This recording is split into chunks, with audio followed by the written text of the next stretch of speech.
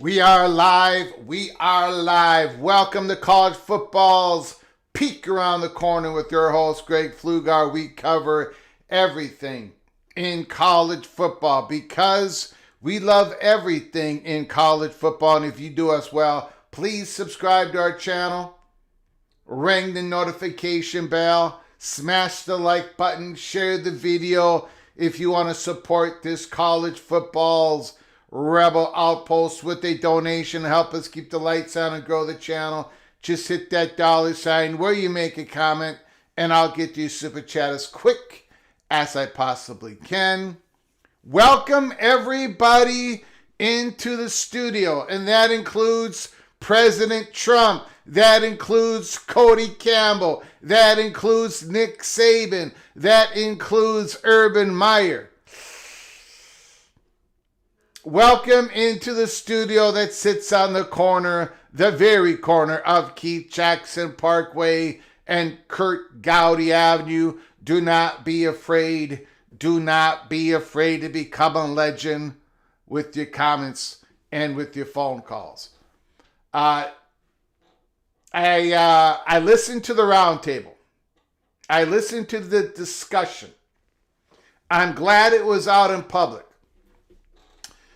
As you can tell by the title screen, this is what I thought of it. Most of it.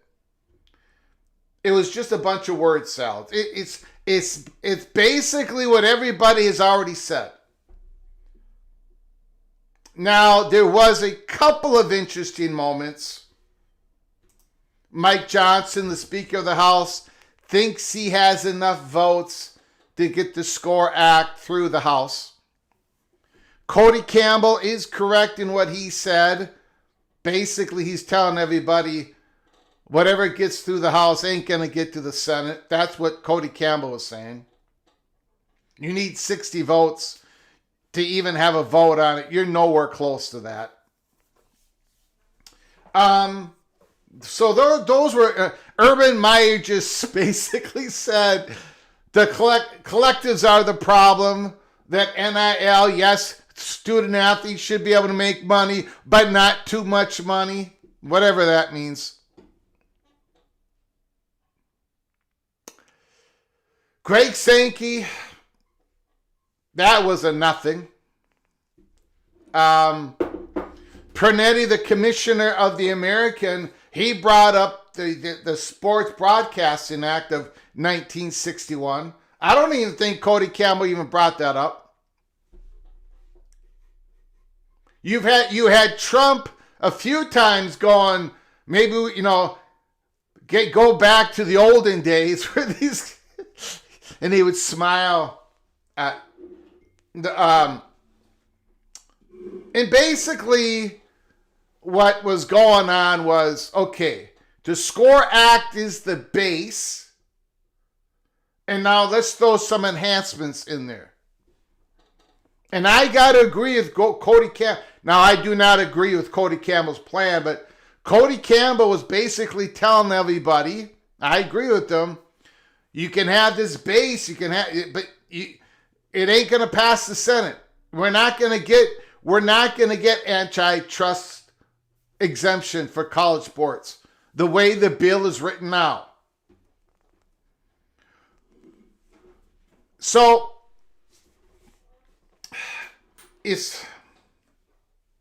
they're going to have another group meeting. They're going to have another commission. They're going to whatever, blah, blah. I'm not hearing any solutions at all. Not one. Not one. So today I'm going to offer you my solution to solve some of the issues in college sports.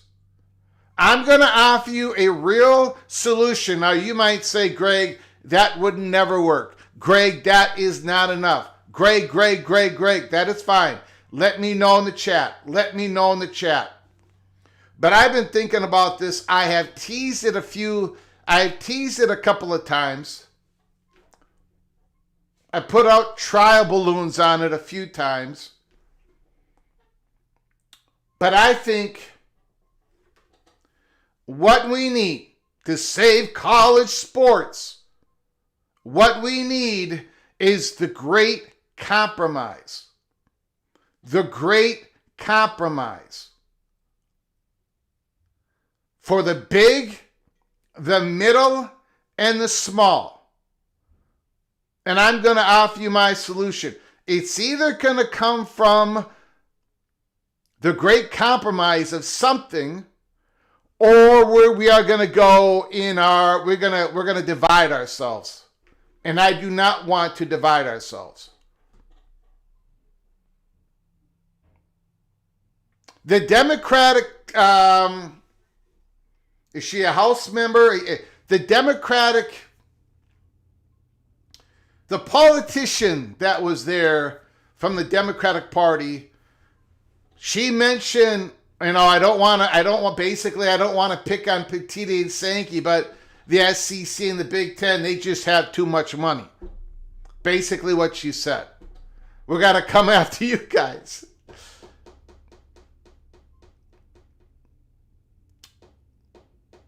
You're not going to be able to go after the Big Ten and the SEC and expect anything to pass. However, you're not going to be able just to stay the way things are and expect something to pass. You are not going to get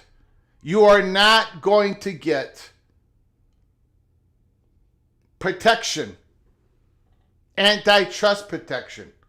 You're not going to get a credible body, a legitimate body in the eyes of the courts, antitrust protection. You're not going to get codification of the NCAA without a major NCAA versus House, without a major major compromise. And I think I got one. I think I got one, ladies and gentlemen.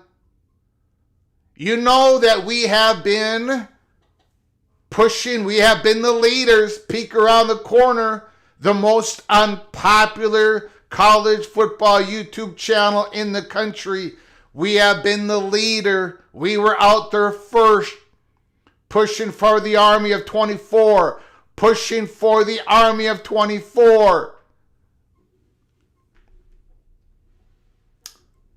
That's not the solution I'm talking about, though. I'm talking about another solution, another dynamic solution. It's not called the Army of 24. I'm not going to give you the name yet because I'll tip you off what it is. But I think it might be the solution for the great compromise to get everybody on board, or at least enough people on board, to get an antitrust exemption, to get a credible body, and yet,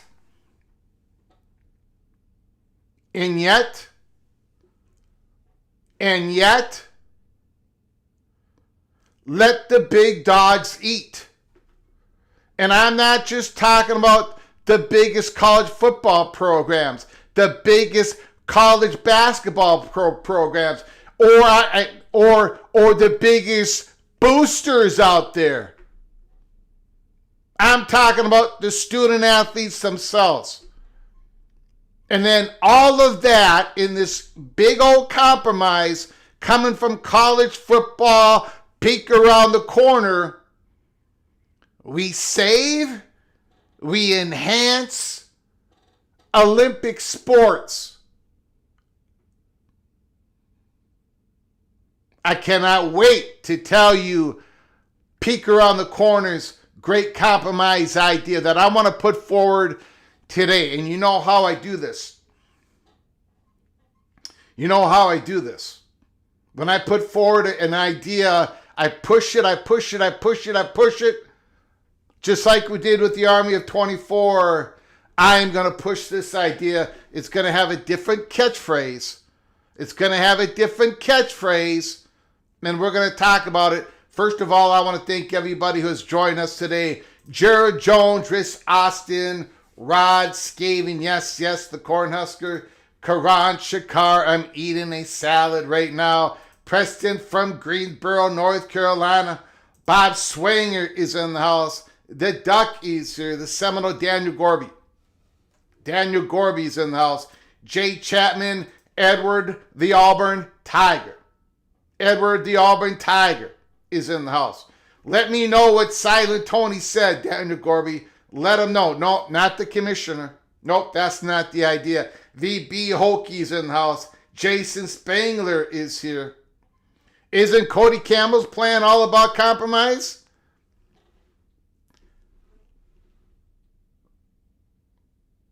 What is Cody Campbell compromising?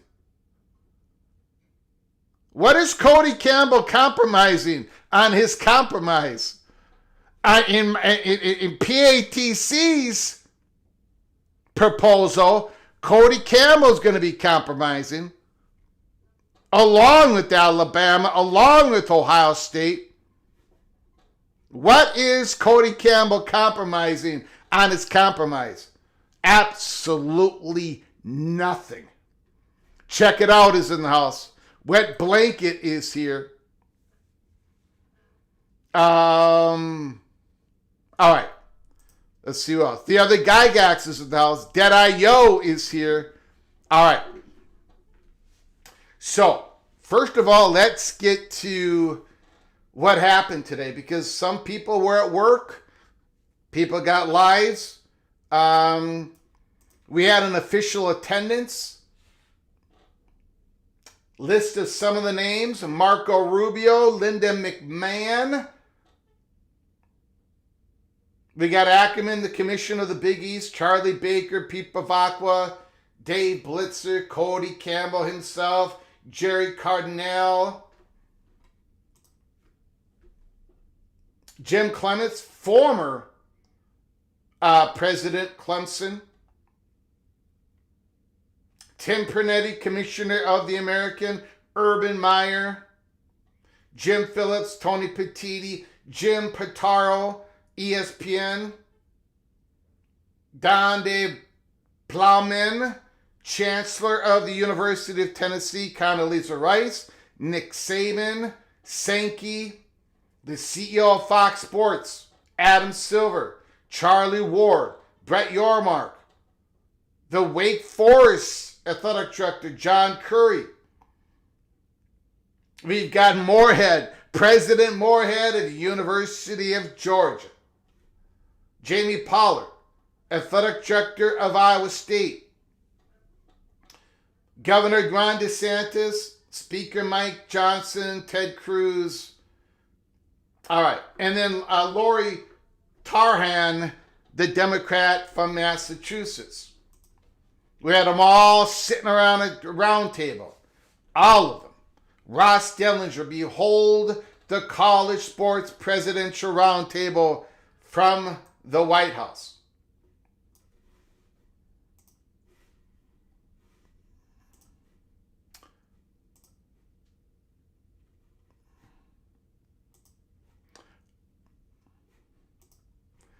Okay. And then just let me go through a little bit of the reporting that went on in the roundtable. Not a whole lot here. Just give you a little bit of a taste to what was being said. Johnson suggests the score will soon be brought back to the House floor at a third attempt to pass the legislation. And Mike Johnson thinks he's got the votes necessary. But again, nowhere near close to passing the Senate. So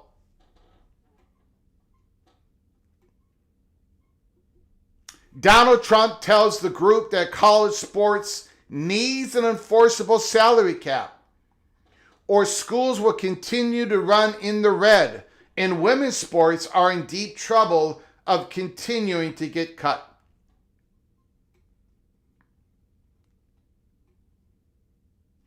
Ross Dellinger, Trump suggests that he will continue to pursue an executive order, which he released last fall, but makes it clear that a congressional bill is necessary.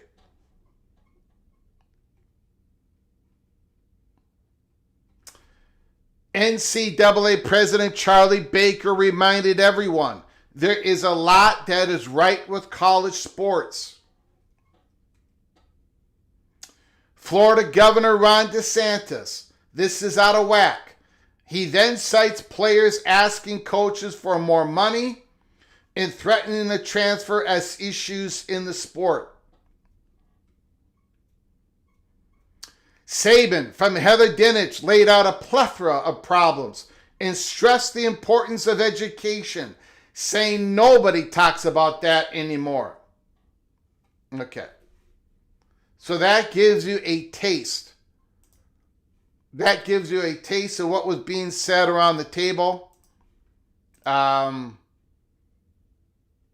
Meyer basically was questioning collectives.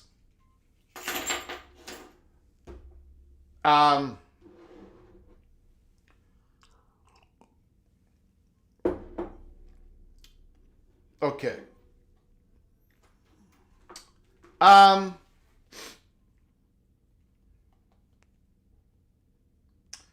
Give me a moment here.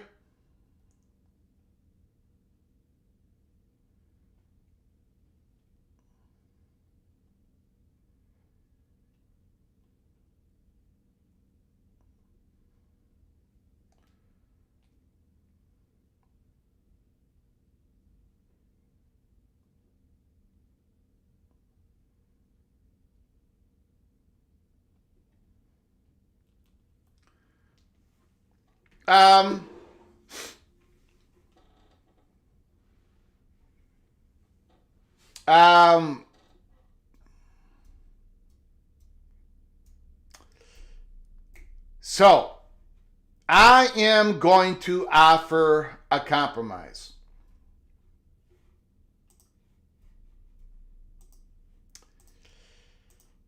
Now, before I offer you the compromise,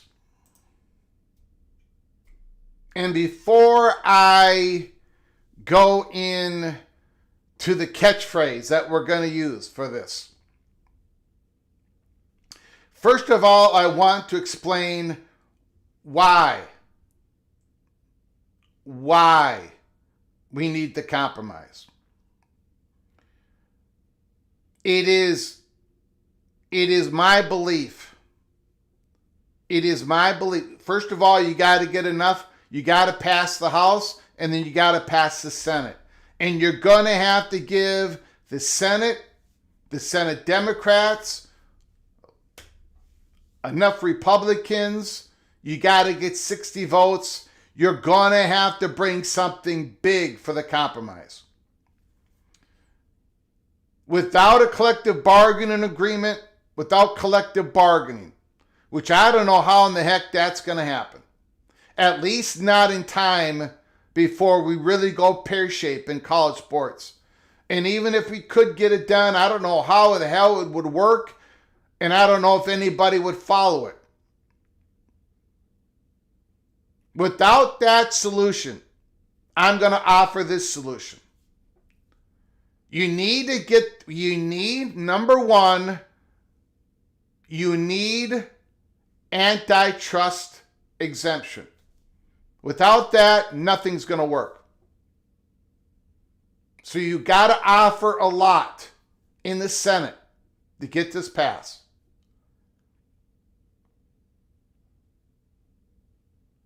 None of these schools want the student athletes to become employees. You're probably not going to be able to offer that. When you're offering the Senate, you're not going to be able to get them on board by breaking down the SEC and the Big Ten, because those just split. It's just not going to work. You're not going to be able to get it done. So my compromise is the following. It lets the student athletes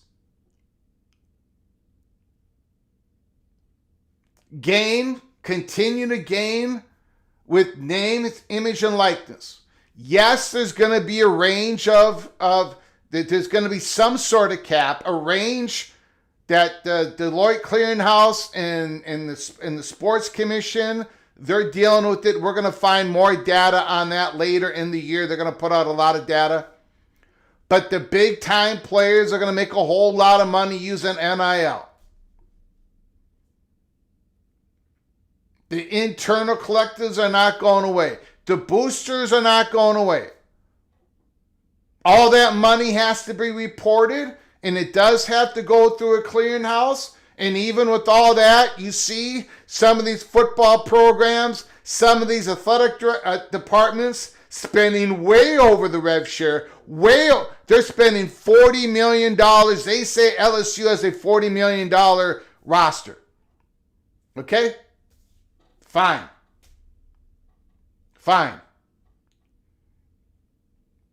The compromise does not curtail, it does not slow down LSU. It does not slow down Ohio State. It does not slow down Georgia. It does not slow down Texas Tech. It does not slow down BYU. Whatever you spend the money, spend the money. Spend the money. It doesn't matter if your money comes from a really good media contract. We are not going to punish you for that. We're not going to punish the Southeastern Conference for their success.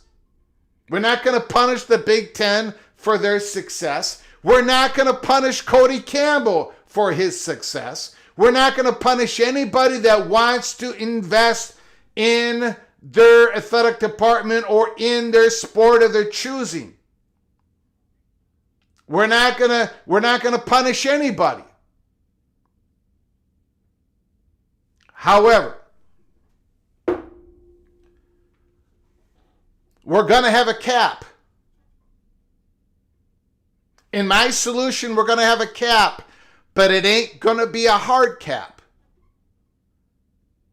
There's going to be a number determined by this body that is accountable to the schools. Whatever you want to call it, you want to call it NCAA, you want to call it NCAA plus, you want to call it the fat guy from Minnesota body, whatever you want to do, or however you want to call it, there's going to be an entity that the schools are going to go and they're going to figure these rules out and they're going to be implemented and they're going to be, there's going to be guardrails and there's going to be punishment if you don't follow the rules. But it ain't going to be a hard cap. It's going to be a soft cap. So whatever number that is, let's say it's $30 million cap on college football for 2027. And then it goes up $3 million every year. And every couple of years, you take a look at it and you adjust the numbers. You got a cap. Let's say it's 30 million. And of course, just like now, every money you spend on your football players gets reported.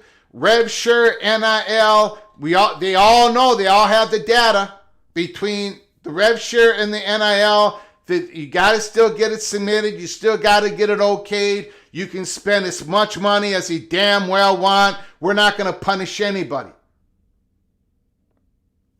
But every dollar that you spend over the football cap, we'll get to the basketball cap next. Every dollar that you spend over the football cap, there is a 50 cents, 25 cents, or dollar for dollar. I'll let you all figure it out. But let's just use the number 50 cents. Every dollar you spend over the cap, there's a 50 cents Olympic tax. So if the Buckeyes want to spend $40 million on their football program with the $30 million cap, they're going to be given $5 million in Olympic tax. If the Red Raiders want to spend $50 million, NIL, rev share, all included, if they want to pay $50 million, that's $20 million over the cap, they will be paying a $10 million Olympic tax. It's not called a luxury tax. It's called an Olympic tax. And we'll get to it in a moment. Who is going to get this money. So we are not besmirching anybody. We're not telling people not to invest in the football program. We're not telling people not to spend the money on the student athletes. If you want to pay that money, you go pay that money, but there's going to be a tax. Every dollar over the cap, you're going to be paying 50 cents. That's the idea right now, an Olympic tax. And then in basketball, you're going to have a different, separate cap. It's a revenue-making sport. Again, it could be a $20 million cap. It could be a $15 million, whatever it is. You can spend over the cap. But then there's a 50 cents tax. So the compromise is this. The big dogs, they can still eat. It's going to be a little bit more expensive, but they can still eat. If a booster wants to spend a whole bunch of money, if the internal collective wants to spend a whole bunch of money, if Cody Campbell wants to spend a whole bunch of money, it's all got to get reported. Fine. I don't care if it comes out of Cody Campbell's oil and gas company. I don't care if it comes out of Purdue's media money. I don't care where it comes from. You're spending it and you go over the cap, you pay an Olympic tax. where does that Olympic tax money go? Where does it go? It goes disproportionately to the smaller programs in their Olympic sports. It goes, basically, you can set up a metric on athletic department spending or total NIL rev share money spending, or do a combination of thereof, and that Olympic tax money goes to programs that are not spending over the cap. In fact, they're not even getting to the cap. They're nowhere close to the cap. And now you are saving, they are investing in scholarship, and that money goes to their Olympic sports. This whole thing about saving Olympic sports, I'm sitting there watching this. I'm sitting here watching this, and I'm thinking, like Cody Campbell, he's all inspired about saving Olympic sports. Texas Tech is spending, they're doubling up, tripling up on a lot of college football programs. And that is their choice. That's Cody Campbell's choice. I'm not going to take that choice away from him. But to do that and the bang on the table that we need more money to save Olympic sports, I ain't buying that. You want to spend on the college football programs as much as you want, go ahead. I'm not stopping you. And I don't think anyone should at this point. But you're going to pay a tax. And then that money goes to the Olympic sports of the smallest programs. Or a middle-sized program. Or a Power 4 program. For example, Iowa State. Nothing against Iowa State. Beautiful school, beautiful program. But they're not going to be paying this Olympic tax. They're going to possibly get money from the Olympic Fund to put in their Olympic programs. Everybody's got this great incentive to spend all this money on their football program. I don't blame them. The more money you spend, the better chance you have of winning, which makes it a better chance of having more ticket sale, more merchandise, more beer.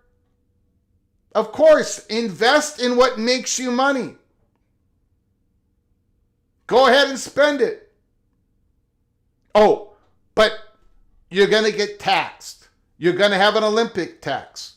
And then that is going to go to the Olympic programs of the schools that cannot afford to even invest in the basketball and football program. Because as a university or as a booster, if you're spending over the cap in football or separately in basketball, if you're spending way over the cap, you should not be. That is your choice. You should not be complaining about saving our own Olympic sports or saving somebody other Olympic sports. You don't have the right to complain. The money that you're spending in the football program, the basketball program, over the cap, 50 cents on the dollar, will go to Olympic funding of the other programs that can't even go there. Now, is that enough to get the enough senators on board? I don't know. But that is going to be that could be a big major piece in saying this, all that money, you can count it up, man. Go ahead, look at all the programs that are spending over $40 million on their football program this year. That is $25 million over most people would consider 15 million rev share. People are spending out of their you know what. You know what? That's fine. Continue to do so. Let the student athletes, the big dogs, eat. Let the big universities eat. But then some of that money is the tax is going to fund the Olympic sports of a whole lot of programs. And it's going to,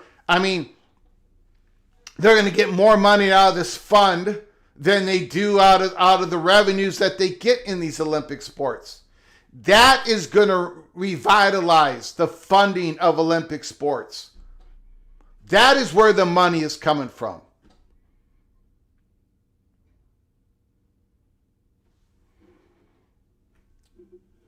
Number one, antitrust protection. I get, oh, Greg, you can't do that. That's horrible. I'm at the point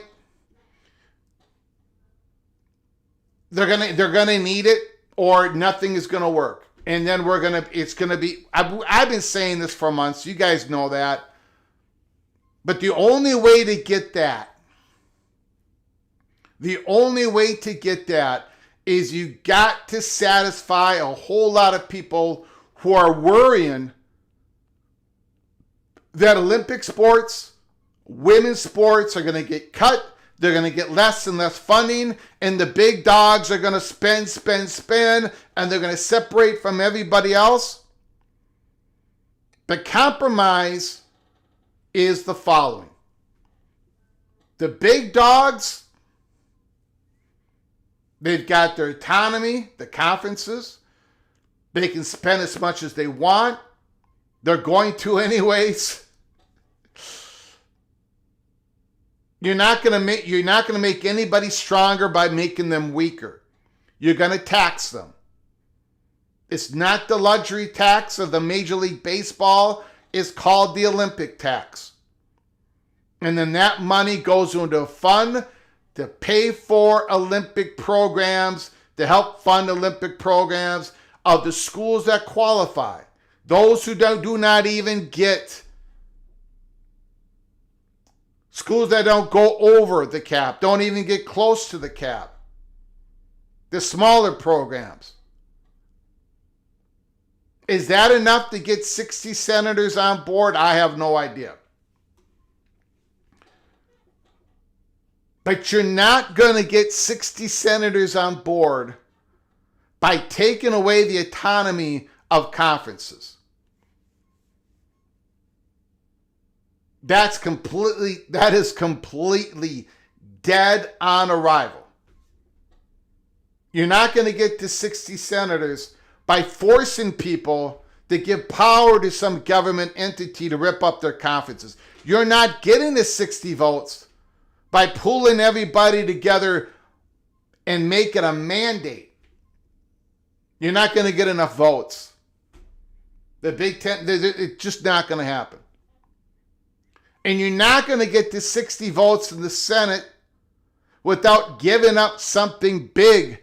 The big dogs have got to give up something big. And the only thing I can think of is a pretty damn big Olympic tax. Now, a lot of Big Ten people, a lot of SEC people in programs outside of the Big Ten and the SEC, like in Miami, who's spending a whole lot more. They're spending a gobs amount of money on football. Texas Tech spending a gob amount. There's programs out there that are willing to do it in the future. They're going to have to spend a little bit more. It's called the Olympic tax. If you want to go that high, it's going to cost you a little bit more. And then that money is going to go help the Olympic funds. And the beauty of this, if the Olympic tax is just too much, if the schools don't want to quite go there, but they are, we know that. But some schools might think differently. Well, then suddenly the gap of spending on the football and basketball programs don't grow so big, right? Kind of slows that down a bit. But more money goes in to the Olympic sports. That is my compromise. Thank you for listening to me. I appreciate it. Let me go through the comments again. Super chat, super seed, other chats. It was a great interview from Coos with the West Virginia president. Great interview. If you missed it, go watch it. Coos Corner, Justin Walker. Great interview with the West Virginia president. I think his name is Benson. That West Virginia president impressed me so much. Like his knowledge of what is going on in the sports world. His knowledge of what is going on in AAU and the importance of it. His knowledge and his forthright when he says, whatever happens in the future, it's going to help you out if you are having success on the field, on the courts, and if you are having success with your research and academics. That was one of the most impressive presidential performances I have seen in an interview ever. So West Virginia, you got yourself a great president.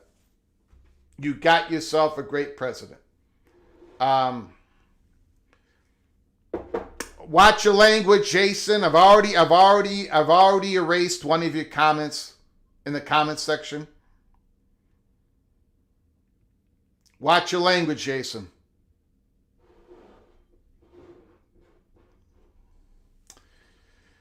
Minnesota loves its taxes.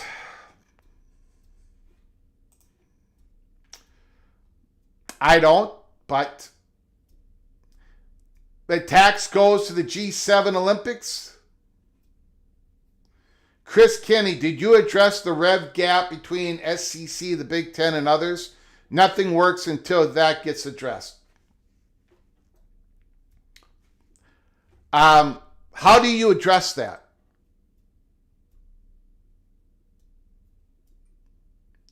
Are you going to address the differences between NIL money that some schools out there can offer versus others? At least my Olympic tax is consistent. If you spend the money over the cap, the soft cap, that money goes to the programs, the schools that spend the least amount of money. This whole idea that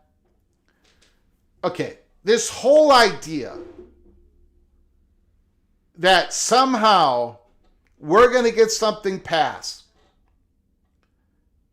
that $35 million difference in media money. When, look, Ohio State made $336 million last year in their athletic department.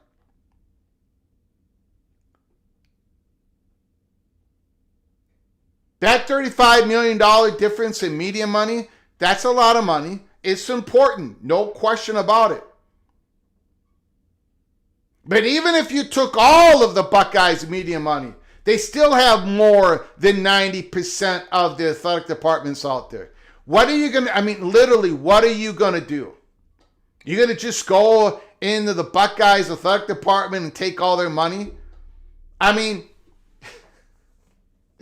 It's like, what are you going to do? Legislate that?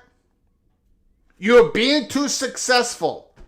You are too popular in the state of Ohio. There's too many people with money that love to spend on Buckeyes. You're going to legislate that?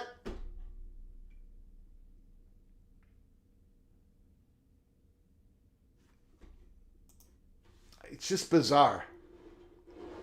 It's so if a school makes more media money than another school, that's terrible. But if a school spends more money on NIL because they have the support, they have $1 billion booster, that's just fine. Money is money. Money spent is money spent. At least my solution is kicking back money to the Olympic sports.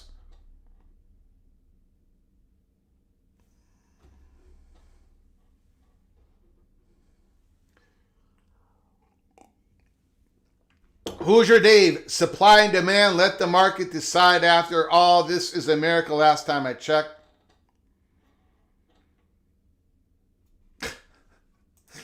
Chris Kinney, the Buckeyes and others have a 100,000 seat stadium.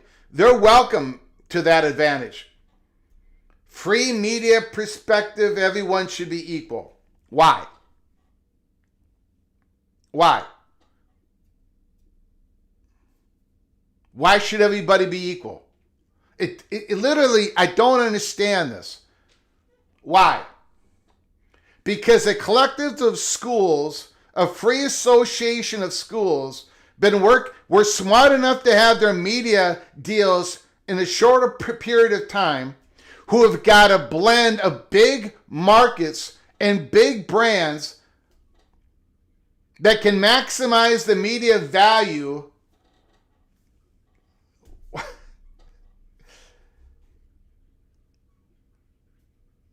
Rod Nix, thanks for coming on in. Back in the saddle.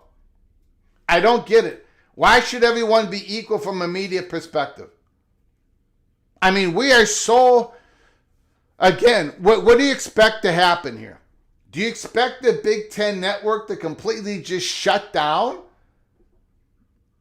Because it's too much of a success? I don't... Again... Look, I'm not saying my solution, I'm sure there are holes in it, but my solution takes the money that is spent over a certain number cap and it goes back to the Olympic sports. What are we trying to do here? What are we trying to do? We're trying to save college sports. We're trying to eliminate the threat of Olympic sports being cut. You know what, man? Having UCF make the same amount as the Buckeyes in media money ain't going to save their Olympic sports.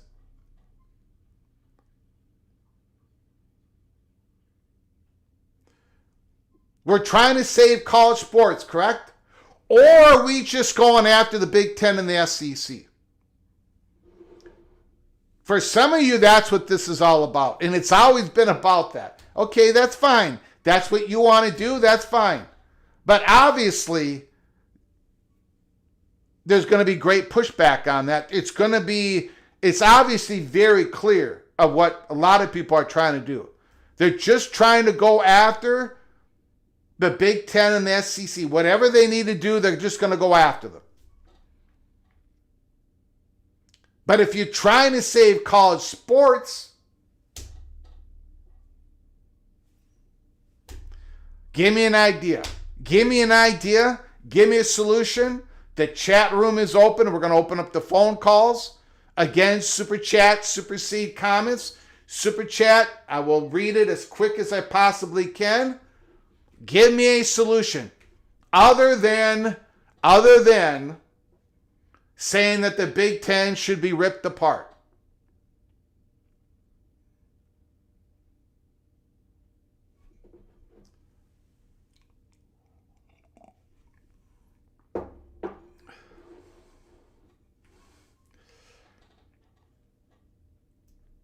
College athletics are not a free market system.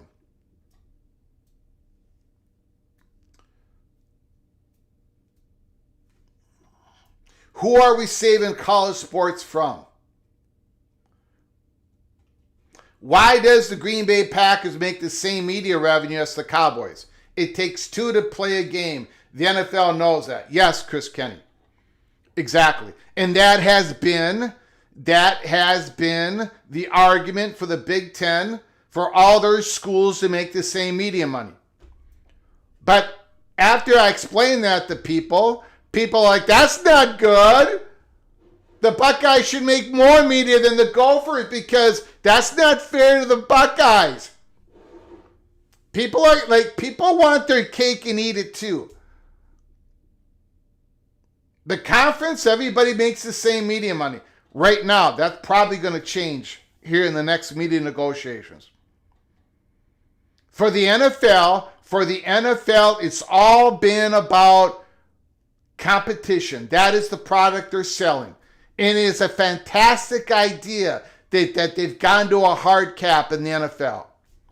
Brilliant idea. In college football, a hard cap, look what just happened. Look what just happened.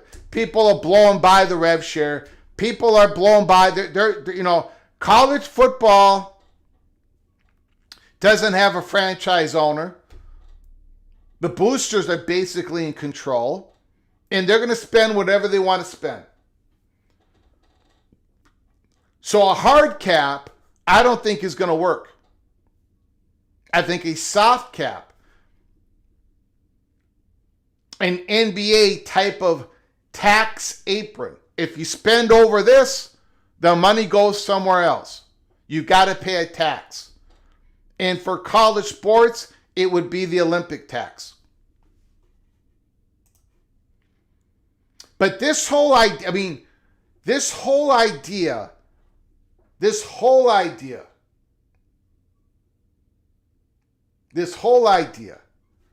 no one is attacking the SEC and the Big Ten. These two are attacking the rest of college football. 1/3 of the Big Ten teams acquired in the last 15 years. Chris Kenny, Nebraska had free association to lead the Big Ten, to go join the Big Ten. That was Nebraska's choice. It was Penn State's choice. It was USC's choice. It was Washington and Oregon's choice to take 50 cents on the dollar. If the Buckeyes, Michigan, Georgia, and Alabama want to create their own 8-team conference, they have the freedom to do it. If Dallas Cowboys, the New York Giants, the Washington Commanders, the LA Chargers, and 4 other NFL teams want to leave to create a different football league, they're going to be able to do that. They're going to have to pay fines and everything, but there's a thing called freedom of association.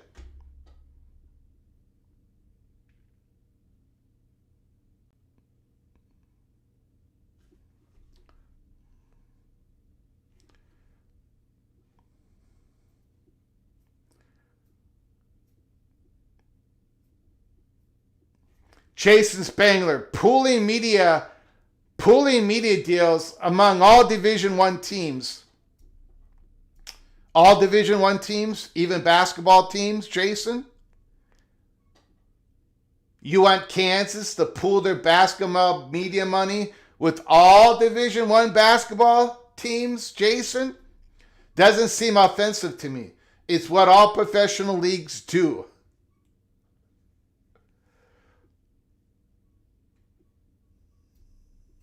Kenneth Maynard, I appreciate it, sir.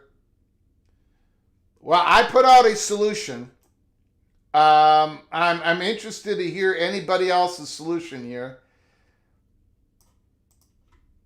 Look, early Pete Cloak and Dagger, Kenneth Maynard, have a college franchise tag too, so schools can retain their best player and prevent them from entering the portal, and they get franchise tag money. An interesting idea. There was another idea out there, I forget who it was, about a Larry Bird situation in which if somebody offers a player you already have, you can match that offer and the player has to stay at the college. The problem is this is college sports. And you're not going to be able to tell a student athlete that he has to go to this college. That he absolutely has to go to this college. Now, if a student, I do believe in contracts though. If a student signs a 2-year contract and after a year he wants to change college, that student should be able to change colleges. But there's got to be a buyout provision. The school that is getting him or the player himself has got to buy out of that second year of his contract, just like a coach would. But I don't think we're going to be able to put franchise tag on players, just like we're not going to be able to have a draft, right? A draft, the NFL, you have a draft to ensure competition. You're not going to be able to do that in college football because these are student athletes. It's not professional. You're not going to be able to draft them. Again, the student athletes are getting paid, but this can never completely mimic the NFL. Thank you for becoming a member for 11 months, Kenneth Maynor. I very much appreciate your generosity, sir. Thank you so very much.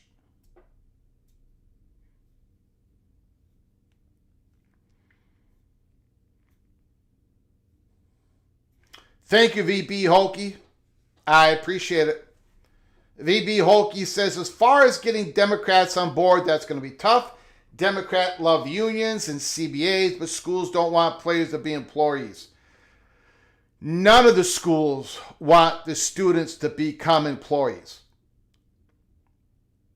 Like these schools that are in the reddest of red counties and the bluest of blue counties, none of these schools want their students to become employees. And so far, the student athletes haven't had this urge to create a union, to have a CBA. The top players are making huge amount of money. I don't think we can get to the compromise. We're way off on being able to. We cannot commit to a CBA, a collective bargaining at this point. But I think if you have a mechanism, if you have this trigger, where if you go over the soft cap and this millions of dollars, and I think it would be millions of dollars flow to the Olympic programs of the smallest universities. I think that's going to be of great help. It's not coming from the government. It's not coming from the conferences. It's coming from the schools that want to spend over the cap. And they should be allowed. They can use their media money. They can use their Adidas money, wherever that revenue stream's coming from. If it's coming from Cody Campbell's wallet, it don't matter. If you're spending over the cap, if you're spending over the soft cap, every dollar over the cap, 50 cents Olympic tax. So, going forward, Army of 24, one solution, one proposal that we've been pushing, and we're getting closer and closer and closer and closer. And number two, the Olympic tax. Money spent over the soft cap. And I don't care where that college got its money. I don't care if that money is coming from an endowment. I don't care if that money is coming from the institution. I don't care if that money is coming from their own state government. I don't care if that money is coming from the biggest boosters. I don't care if that money is coming from media money. I don't care if that money is coming from merchandise sales. Wherever that money is coming from, if it's being spent on the student athlete over the cap, there's a kickback to the Olympic sports of the smallest programs of this country.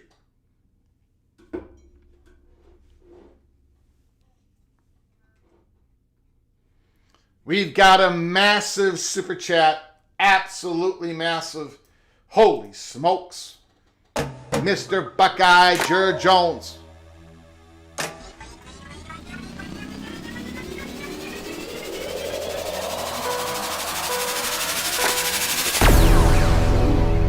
$20 holler, Greg, for the lights. Thank you, Jerry Jones. I appreciate the generosity. Thank you so very much. For those who have just joined us, who is listening to me rant, and we're going to open up the phone lines because I want to hear solutions. And if your solution is, well, the Big Ten just going to have to go along with a mandated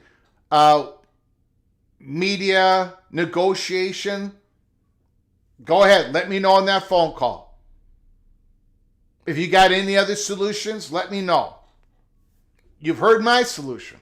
I'm going to repeat it one more time before we get to the Olympic sports, before we get to your phone calls. Kenneth Maynard, thank you so much for the super chat. I'll get to that in a moment. I consider this whole roundtable a big old word salads. I didn't hear anything. I really did not hear anything of consequence. Urban Meyer saying no on collectives, basically. Nick Saban, I mean, they nothing was really said. You know what?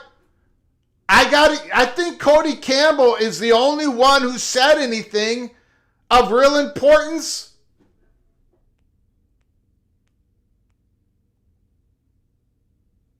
I think Cody Campbell is the only one who said anything of importance. And you guys know that I completely think his idea is, it's not going to happen, number one, and I think it's absolutely the worst idea I've ever heard, but at least he said something of importance at the round table. So I got to tip my cap. To Cody Campbell. Cody Campbell is telling the president and anyone who wants to listen, this is all fine and good, what everybody's talking about. It may pass the House. Speaker Mike Johnson said this SCORE Act might pass the House. He thinks he's got the vote, but we're nowhere close to getting it passed in the Senate. We're nowhere close to getting it passed in the Senate. How do you pass a federal bill that will pass the House and the Senate, get that antitrust protection, to get credibility in the body, to make the rules, to enforce the rules? How do you do both? What is the great compromise? And for those who've just joined us, and we're going to open up the phone lines, and then you guys can let me have it. The only compromise I see is you got to let the big dogs eat. And I don't care where they're getting their money when they're eating. When they're buying that steak, I don't care if it's merchandise sale, ticket sales, media money, in-stadium signage, big booster from a religious institution, from the college institution itself, from the state government, from a gambling tax in the state government. I don't care what you get your money. I'm not looking at that's good money, that's bad money. That's bad money. We got to strip that bad money away from that Big Ten SEC team. Oh, but that's good money. I don't care what you get your money. If you spend the money over the soft cap, if you go over the soft cap, now we've got the Olympic tax.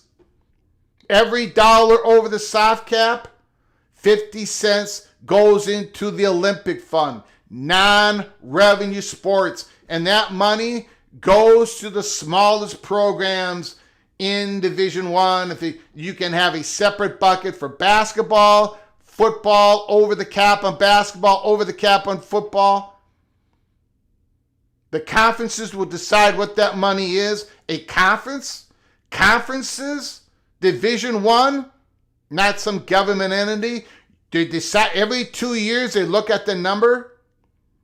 And then that money goes into Olympic fund, and that's how you save college sports.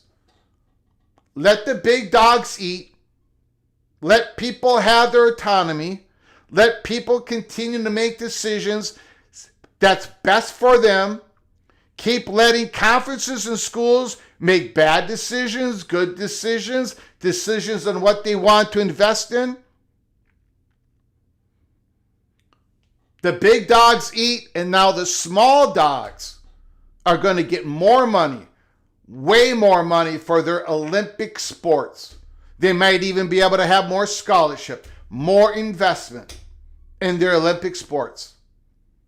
And that might get enough votes in the Senate.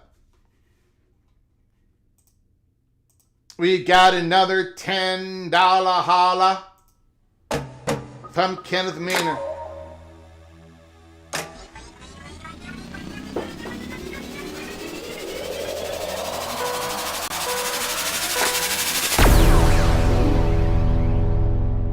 Flagship schools are going to leave behind their in-state rivals for the P2. Oklahoma, Oregon, Washington did for financial stability. Watch what North Carolina, Virginia, and Kansas does next. Clear separation. Yeah, I think that's going to happen. I think that's going to happen eventually. I get it, and I understand. I understand why Oklahoma and Texas did it. I get all that. Absolutely. Kenneth Maynard, I think you are absolutely correct. Thank you for the $10 holla. People are going to serve. They're going to look out for their own self-interest, and they should, for the institution and for the student athletes. And the more that some schools prosper and they spend more money in the football, basketball, the revenue sports, the Olympic tax is going to kick in and kick it back to the Olympic sports of the smallest programs. And you also have a barrier. Now, yeah, we can spend way more than our competitors, but do we really want to do it? Because it's going to get really expensive. Basically, every dollar over the soft cap, that player, if we want to, is that player, we're going to have to pay him $2 million? Okay, but that's going to cost us $3 million. And is that player worth $3 million?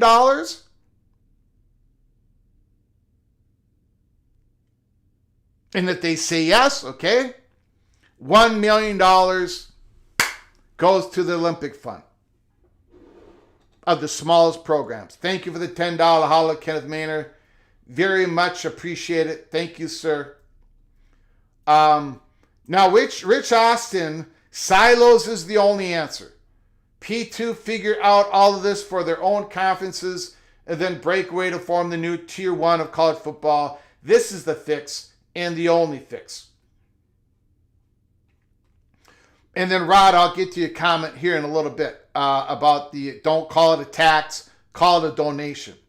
Rich Austin, at the beginning of the program, you know, I basically said that this is going one or two ways. You've got to get antitrust protection.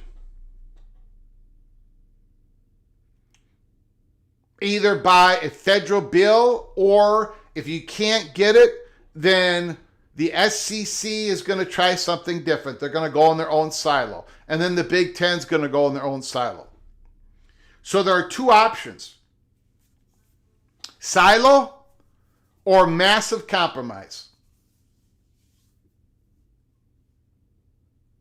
Cody Campbell, now I've given him a lot of credit for this, what he said in the roundtable. Because he basically said, what you got here is not going to pass the Senate. And Cody Campbell said to the president, you're going to have to twist some arms to get it passed. Well, that's kind of, Cody Campbell's got to give up something. It can't be just about the Big Ten and the SEC's media money advantage. It can't be just about one bucket of money. It's got to be the whole thing. There are some SEC and Big Ten, a lot of SEC and Big Ten schools that are not spending the money of Miami or Texas Tech. And I'm not blaming Miami or Texas Tech. I've given them kudos for it. So Cody Campbell's compromise, it's not even a compromise.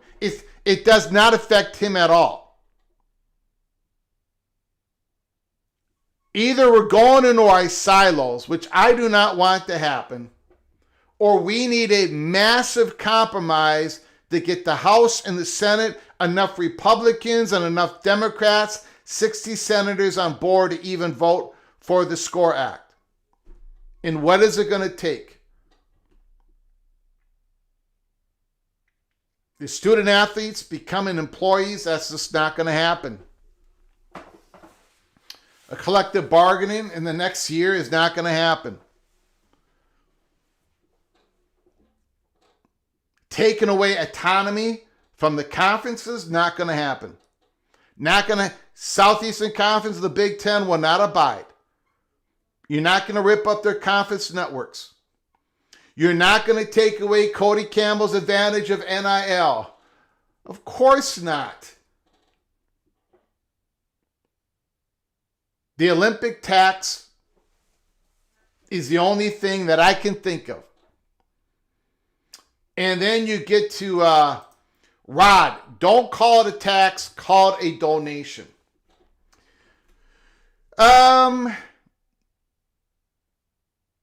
I can't call it that because a donation, an Olympic tax is a requirement. You've got to pay it. A donation, you don't have to pay it. I get it. The word tax is sort of not very good at, if you use the word tax, it's going to be harder to sell the idea. But I'm trying to get the Democrats on board. And I'm trying to get a few Republican senators who are squishy about all this. I'm trying to get them on board.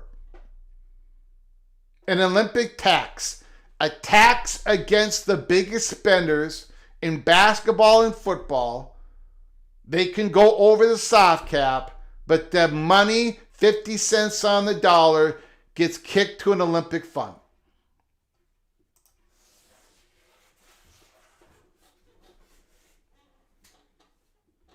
Tax the rich. It's not taxing the rich. Nope. It's not taxing the rich. It's taxing the big spenders, which most often are the people who are rich. But there are schools out there that don't have a whole lot of money, and man, they're spending like crazy to try to get a winning football team, basketball team. You are mostly correct, Preston from Greensboro. You're basically all the way correct. But if you don't go above, if you are a rich program, if you are a very wealthy program, and you decide you don't want to spend over the cap, you want to rake some money in, you don't want to spend all that money on the college football program, you got a new head coach, you have a big major reset going on, you want to take a little time, a new athletic director, you got to spend a little bit of money on a new concession stand in your football stadium, and you don't go over the soft tax, then you're not paying. If you're not going over the soft cap, then you're not paying the tax. It's a luxury tax. Yeah. But I want to use the word Olympic to sell the idea in the Senate, the Olympic tax.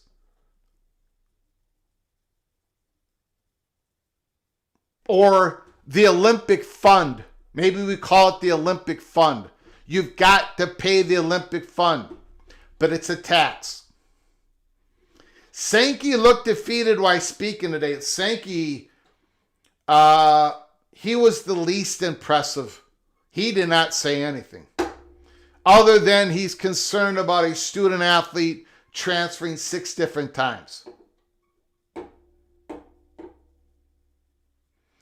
It turned out to be streamed. It was on AP, Associated Press.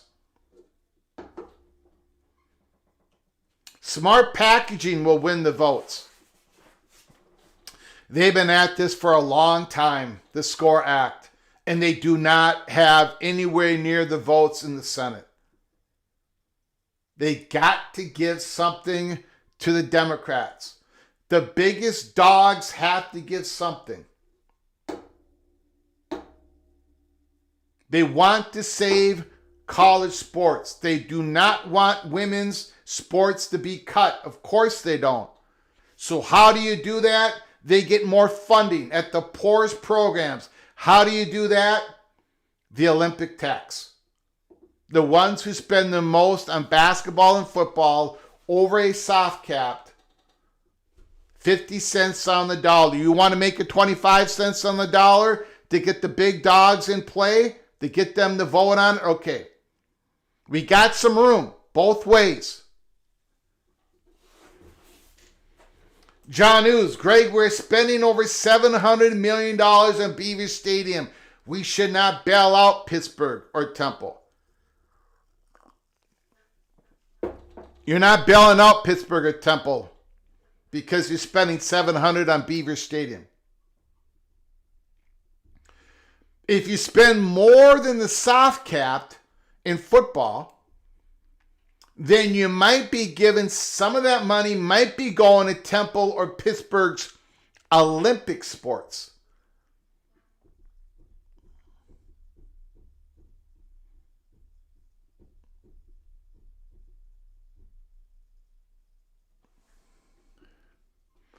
Not all college athletics participate in Olympics. So how was the college rodeo going to get their cut? The Olympic sports is a catchphrase to catch all. We can use the term non-revenue sports. All sponsored NCAA sponsored non-revenue sports. That's the technical term to it. We're just using Olympic as a quick way of saying it.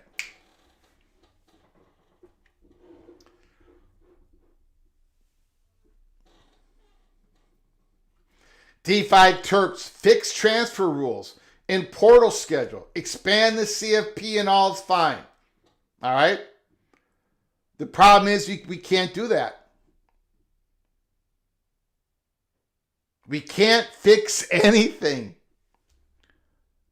without the House NCAA getting codified, the settlement, without antitrust protection. We can't get anything solved. The lawsuits are going to keep flowing in.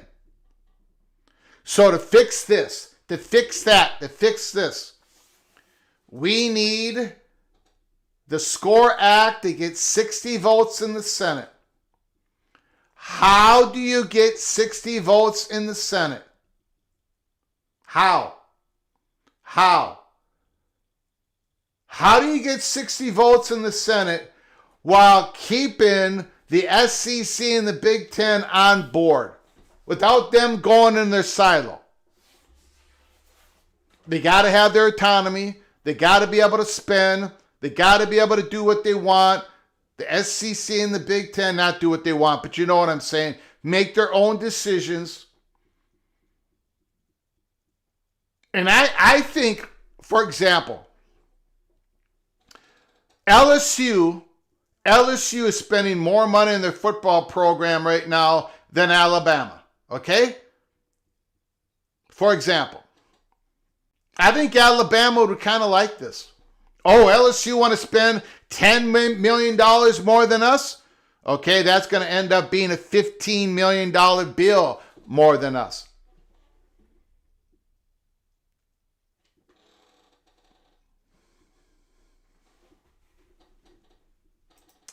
All right, we're going to open up the phone lines here.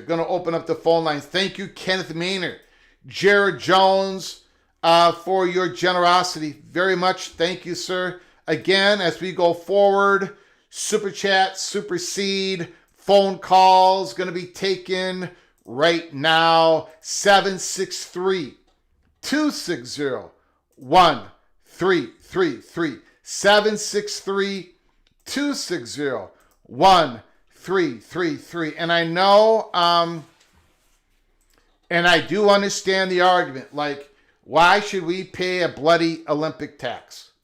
We got the money, we should spend it. Why are we giving money away? This could be coming from an SEC team, a Big Ten team. This could be coming from Texas Tech. This could be coming from Miami. It could be coming from BYU. It could be coming from any program that overspends 1 year. They want to spend a lot of money. But I think that's the compromise. From Tim. Tim, the floor is yours. Thanks for calling, sir. I appreciate it. Oh, my pleasure. Thanks for taking my call. You got it, buddy. Hey, listen, this is all, I just tuned in here halfway through the program, so I really haven't wrapped my brain around my thoughts on this completely yet, so I haven't thought everything through. It might come out of my mouth, might kind of dumb, but. No problem. How about a compromise to your compromise? Okay, all right. Everybody has a problem with the Robin Hood here, taking from the rich and giving to the poor. Yeah. But it seems to me the way things are set up now in college sports that the rich are kind of messing over themselves in the sense that they're wanting to give all their money to their basketball and their football program, and all their other sports are getting messed over. Yeah.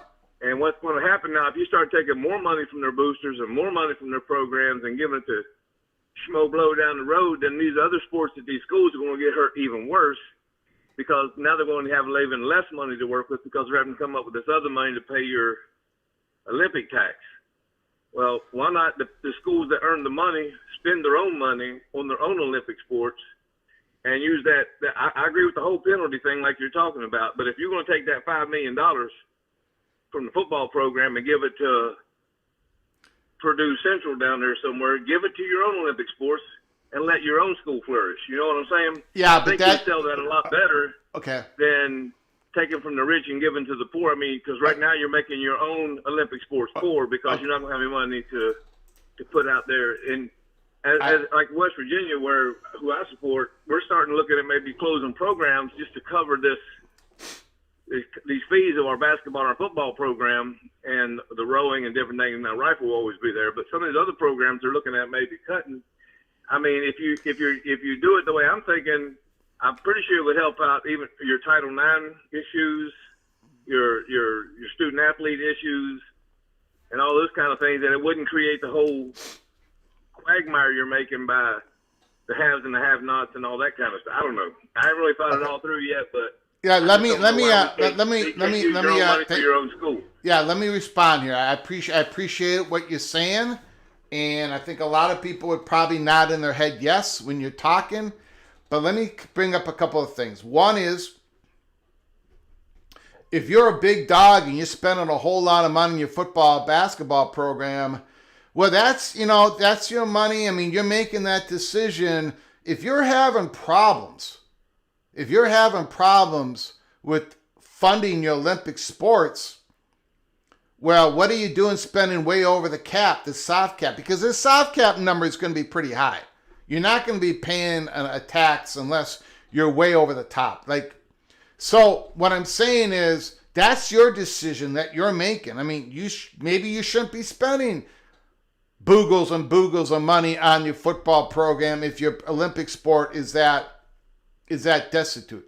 But here is the main reason. But I get it. I understand what you're saying. It's your money. You should be able to spend how you want it. But this is my main point of why I am bringing up this compromise. Is we have to get 60 votes in the Senate. So to say that we got to give something, we've got to get people on board to save Olympic sports. It's going to have to come from the big dogs. If they see in my compromise, the big dogs, the big conferences, they're going to be able to keep their autonomy. They're going to have antitrust violations protection. They're going to be able to do their own media deals. They're going to be able to spend what they want. But part of that compromise is they're going to have to pay a tax, and that money's going to go to the lower, smaller programs to help the Olympic sports. So to try to get that seat, if you're trying to get 60 votes in the Senate just to vote on the bill, you need 60 votes just to get a vote on the bill. Those senators who are voting, who are saying yes, they got to be able to tell their people what they're getting out of it. And right now, they're not close to budging. They're not voting on this. So in my compromise, you can say to those senators, the Democrats and the squishy Republicans can say, look, we're going to get more money for Olympic sports. They're going to go to the smallest programs. It's going to keep those programs going. So they're able to say something, that they're getting something out of the deal. You understand what I'm saying? I do. I think what everybody's missing here is what's baked into the cake, that especially the SEC and the Big Ten aren't contemplating or not putting into the thought process, is that you're looking at the world from a whole different angle than 90% of the rest of the country. Yes, the privileged few that had the birth lottery that grew up in the Big Ten and the SEC and now are sitting on top of the hill, they don't have the same worries all the rest of us have. I mean, we have to wake up every day and wonder how we're going to get in the Power II, how we're not going to get left behind. We're being forced to spend all this money on football and basketball, hoping some way, somewhere, and we can keep up long enough, because the Big Ten and the SEC keep beating the rest of the country over the head with, we're going to leave, we're going to go do our own thing. Well, we're all here to compete. Yeah. And the rest of the country is looking at it like, high school sports, it's not supposed to be a professional business. It's supposed to be college athletics. It's supposed to be amateur sports. We're all supposed to have a cut in it. But they're turned into this AAU paid for play kind of deal. And the rest of us are fighting for our lives at this point.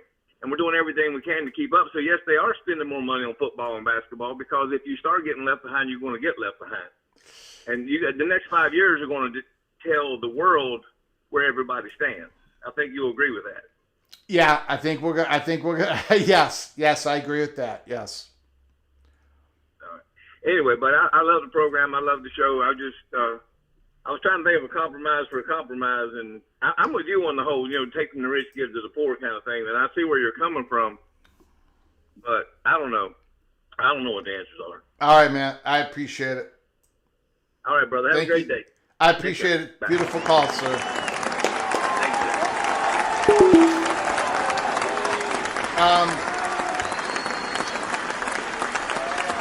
Now, I would say, so I'm a Golden Gopher. I've been a Golden Gopher for... Call from Jeff Fuller. Jeff Fuller, can you hold on for just 1 second, please? Yes, sure thing, Greg. I appreciate it. I know I've been a Golden Gopher my whole life. This whole thing about like parity and all that, we have been a massive underdog for decades, even though we're in the same conference as Ohio State. And I have been reading the comments for 4 years, and a lot of comments were, Minnesota's not even trying, blah, blah, blah, they don't deserve, blah, blah. But even if you're in the SEC and the Big Ten, you're looking at a big disadvantage. This is how it's always been. It's always been this way. And you're not going to be able to legislate away from the advantages that the Buckeyes, the Wolverines, the Bulldogs, the Crimson Tide, that they have over the rest of us. That you're just not going to be able to legislate that away. I'm trying to save... If the SCORE Act is going to pass, and right now it ain't going to pass. It just isn't. But if it's going to pass, both sides are going to have to be just good enough with the deal to vote on it, right? So it's going to take a big compromise. And if it doesn't pass, we're in trouble. We are in big trouble. There's going to be silos. It's all going to unravel. Jeff Fuller, can you wait 1 more second? We got a massive super chat here. Sure thing. I appreciate it. I apologize, sir. Thank you for your patience. We've got a massive super chat. OBD Don.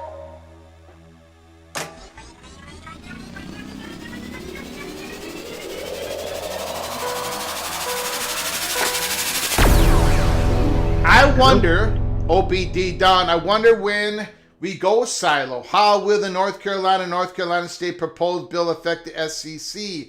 If North Carolina State is not in the SEC, then UNC will not be playing all SEC schools. Wondering if they will be forced to take NC State if that bill is passed. Oh boy, Opie, you're opening up a whole bunch of can of worms. Yeah, I mean, North Carolina does not have they have a very complicated exit hatch. We talked about that. We just had a live show on that a couple weeks ago. And you know what? Maybe, again, if the Southeastern Conference goes silo, and God forbid that ever happens, because I will be incredibly upset. I think they're probably going to take more inventory, more schools, but who knows? Maybe they won't.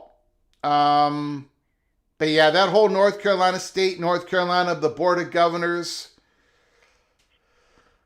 But North Carolina State and that constituency is going to make it awfully complicated for North Carolina. Virginia Tech's constituency is going to make it awfully difficult for Virginia. There's a lot of the political variable on the next wave is going to be very, very high. It's going to be very impactful. The political, the internal politics of these states and these public institutions, and then especially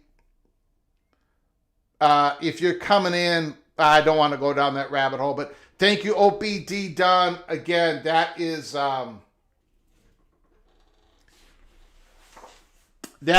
it's a very complicated situation, Opie. I don't have an answer. All I got is questions. Thank you for the incredible super chat, $35 holler. Thank you, sir, for your generosity. I just don't have an answer. The Board of Governors is a serious thing. 24 board members and they have the power of North Carolina's. They have the power over North Carolina's conference affiliation. So, anyways, Jeff Fuller, thank you for your patience. The floor is yours. All right, Greg. I think I'm going to stay on the line with you until we figure everything out and fix all of college sports. There it is. I thought I already fixed it, but it doesn't seem like I thought I had this great compromise. And the big dogs don't like it. The medium-sized dogs don't like it. The small dogs don't like it. So I have failed once again. The re-elected mayor of Loserville City has failed once again. But Jeff, you are a very smart guy. Give it to me.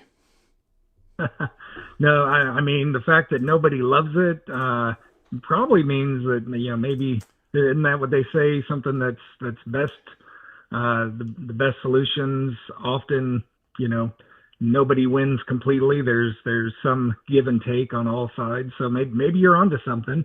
Probably need some tweaking, some branding. Like someone said, maybe try to avoid the word tax. One thing I like about what you mentioned is that it gives something back to the really little guy. I think one of the reasons why this is being has always been met with some cynicism from the start. Once the details of the House settlement, and correct me if I'm wrong, but I believe that any school who wants to participate in NIL, at any level, so we're talking Big East basketball, we're talking, Mountain West football, or Mountain West, they're withholding NCAA distributions from schools who, are honestly have never really been at any sizable risk of being sued by their players because they're not big brands. They're not, they're not a cash cow that's just they're not these blue blood brands. Those are the schools that are like, hey, we have to get this passed. We have to. Your Ohio State, your Notre Dames, your Alabamas, and the peripheral schools sort of on the next level as well. And, we can put, our schools in there as being sort of a middling risk, but, it's really the big brands, the blue bloods, who are just like, hey, we have to get this antitrust exemption, because if not, as we're seeing, the marketplace for these players, they are very valuable. And so that almost adds even more credence to, oh boy, if we have all these different lawsuits individually, it's just going to bankrupt us because of all the brand value that we've built up over decades by not paying these players. And, that was never the market, and that was never the intention, I think, is to hurt people or hurt players. It was always sort of viewed as a win-win. They get their profile raised, they get an education, they get to go on to the next level. But in a very litigious world where everyone is out for themselves, and that's just the world we live in, and there's a lot of lawyers, and they have a lot of time to find ways to make money. That I think that's why there's maybe less will for a school like Wyoming, or I don't know what the right state to bring up, the right school to bring up is like, hey, why do we have to get this codified? Where are we benefiting? If we're the University of Wyoming, they don't have a load of players that are just waiting to sue them if this thing doesn't get codified. So that's part of the, I guess maybe the cynicism from the smaller schools and even the non-FBS schools, who I believe are going to be paying a lot for this settlement. And so that's sort of one issue is, why are little schools who really aren't at risk going to be paying for this when it's the Ohio States, the Alabamas, the Notre Dames who are really the ones who, probably owe their players more for the the branding that they built up over decades. So that's sort of one question. And again, there's so many different levels to this. It's difficult. I'll let you address that. And then I have some other comments about, the Cody Campbell plan and some of the things that have been said on this program over the last week or so. Go ahead. Keep rolling. You're doing a great job. I'm listening. Okay. Yep. Okay. So that's sort of one issue, and that's sort of why I think there's maybe a little bit of misgiving about this pooling of media rights. One thing I've long contended on this show and elsewhere that there is a lot of money available if you pool media rights, and especially if you put regular season in with postseason and you sell it all as one package. I think, there are a lot of people out there, national reporters, venture capital plans, consulting firms, et cetera, who say there is a lot of money on the table that college sports is leaving. And, other people, the white paper from the SEC and the Big Ten sort of contend that, but not very convincingly, in my opinion. I think anyone with half a brain knows that if you can collectively bargain all the media rights together, you can drive up the price. I mean, of course, ESPN and Fox say, no, we never paid double. Of course, why would we do that? It's like, of course, why would you do that? You're getting it on the cheap right now relative to what, the market, the real market may pay in a different world where it's negotiated together.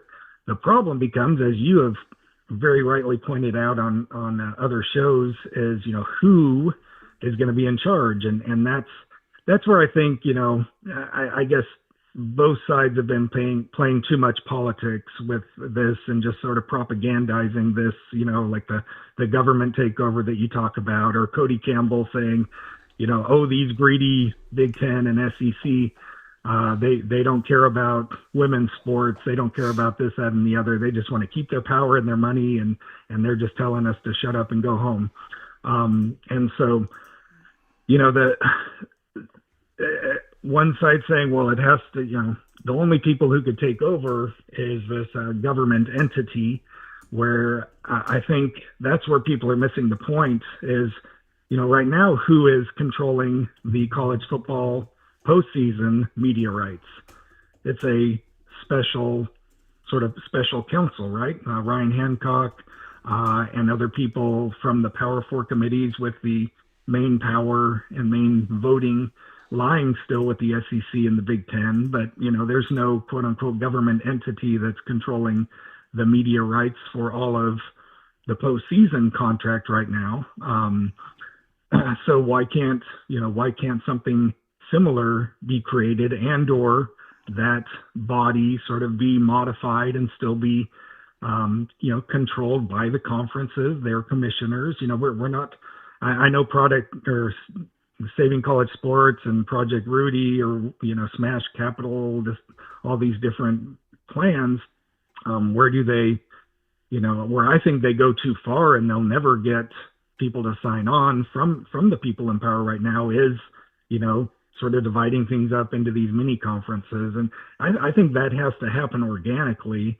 I think for now, you try to find a way to get everyone to agree to go into a pool where, you don't separate conferences, you keep the conferences, but you have all their commissioners sort of go together and work with, an individual or a small council that will negotiate rights for everybody and see if they can get, 25% more, 40% more, 60% more.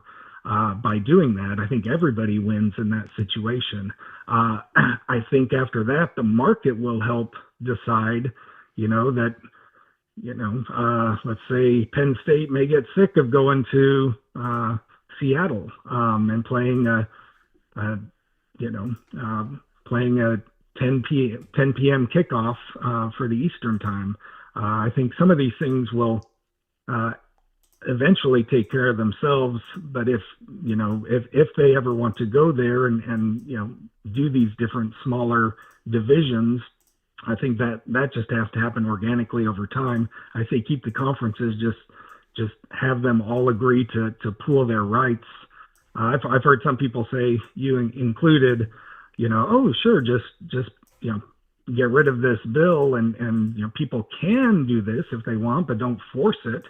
I understand where that makes some sense from that standpoint, but the concern there is, well, then now the SEC and the Big Ten, they can just say, well, we're just going to pool our rights together, and the rest of you, sort of good luck. And that's sort of the concern from all the rest of college football is, if you just say, well, you can do this, but it's not going to be everyone together, I don't think there's going to be a political will from others to do that. And maybe that's the market deciding it. But yeah, I've talked a lot, but just love to hear your opinion on all that. No, I appreciate it, Jeff. I always love your calls. I don't agree with you, and I don't disagree with you on your comment about. Well, I guess I do disagree because you said something to the effect of, well, everybody should know, we all kind of know that if we all consolidated our rights together, we would all make more money, right? And I don't necessarily agree. I don't necessarily agree with that at all. Oh man, that's fine. But you're drinking the Kool-Aid. You're drinking the Big Ten Kool-Aid there. Okay, that's fine. But here in the Big Ten, when the Big Ten added Oregon and Washington, Fox was only willing to spend 50 cents on the dollar for the addition of Oregon and Washington. NBC, they didn't want to do anything. CBS did not want to do anything. So Fox paid for it, 50 cents on the dollar. Oregon and Washington are pretty big brands.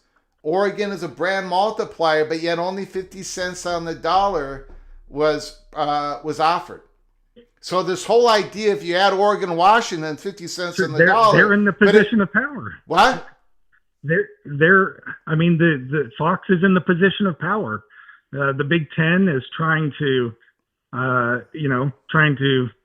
make sure that they are responding to what the SEC did, and so they're like, we're going to do this, but Fox is in the position of power negotiating wise there, where they say, well, I guess we'll do this, but they're really not worth this, and But I see what you're saying. But I think there's, when you college football is the second most popular sport in America and is being paid less per viewer not only than the NFL, of course, but even than the NBA and I believe even Major League Baseball. I may be wrong on that last one, but I've listened to all the different college football podcasts. The only people I've ever heard say that there's not more money in media rights in college football are Fox and ESPN executives that are currently in place or, recently, formerly, and then people representing, the Big Ten and the SEC. They know more than you and I do, but I think we have to question the source sometimes. When the Big Ten media rights came open last time, there was a bunch of media companies that bid on it, right? Amazon bid on the Big Ten rights. They bid a little bit more than CBS and NBC. Okay, it was an open bid, but Amazon did not double their bid. In other words, if the Big Ten, it's like the media companies are not going to just give double or whatever the amount of money just because there's 138 teams being negotiated under one media rights umbrella. I'm not buying that. And of course, you're right. It's probably not double, but I mean, if it's 40% more, if it's 60% more, and if the Big Ten and the SEC and everyone's making more money, I just don't see what the problem is there. Okay. So we do have some breaking news. The problem is. Go ahead. You can stay on the line, Jeff, if you want. If you want to get off, you can. I do. Yeah, I think I need to be off within the next couple minutes. All right, so go ahead. I'll listen and I appreciate it. Thank you for the call, sir. Right. All right. Yep. Thanks, Greg. Take it easy. You got it, buddy. Thank you.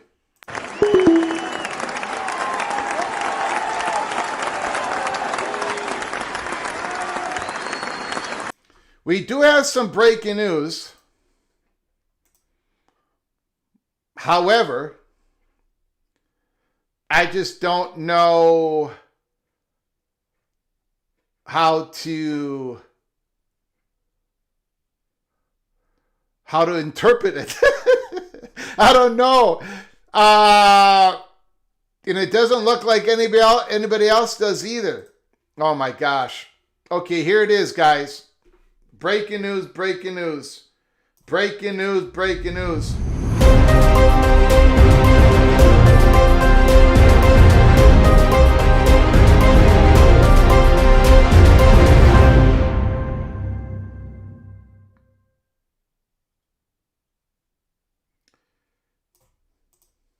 Ross Dellinger reports notable congressional news. It just happened.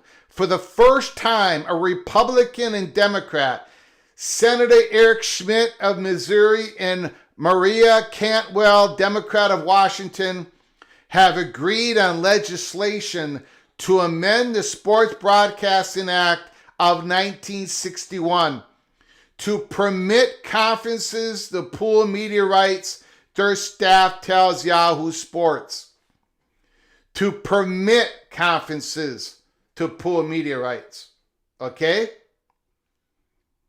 Ross Dellinger. Democrats and Republicans have been divided on a college sports bill over a range of topics, including number 1, the Sports Broadcasting Act Amendment, number 2, athlete employment, number 3, the breadth of an NCAA P4 antitrust exemption. As for the SEC and the Big Ten potential pushback on this bill, Schmitt believes it's important that the highest revenue generating conferences are fairly represented. The SEC and the Big Ten are expected to have a strong voice in any new distribution structure. Now, what is very confusing on this bill, and I'm reading the comments. Even Ross Dellinger, he might be a little bit confused. Ross Dellinger, the bill set to be introduced in the Senate next week offers leagues only the option to consolidate rights. The bill set to be introduced in the Senate next week offers leagues only the option to consolidate rights, not mandatory. However, hold on, everybody. Hold on. It might not be an option. Hold on, everybody. Bipartisan Senate agreement on such a divisive topic is a significant move and comes after 50 people met at the White House in College Sports Roundtable. Cantwell and Schmidt's draft is intended to ensure all schools receive more media revenue in 24 and 25. I don't know what that year is all about. Give all schools a percentage of revenue and allow performance-based awards for schools that drive viewership. And in the bill, the Collective Sports Competitiveness Act will unlock collective media deals to potentially generate billions in new revenue for college sports. Reward conferences and teams that drive up value up while also ensuring every school receives more revenue. See, to me, this is, I'm not, I don't know how you guarantee any of this. Create a 14-member board that fairly represents the institutions that generate the most revenue and includes athletes, media experts, and academic institutions.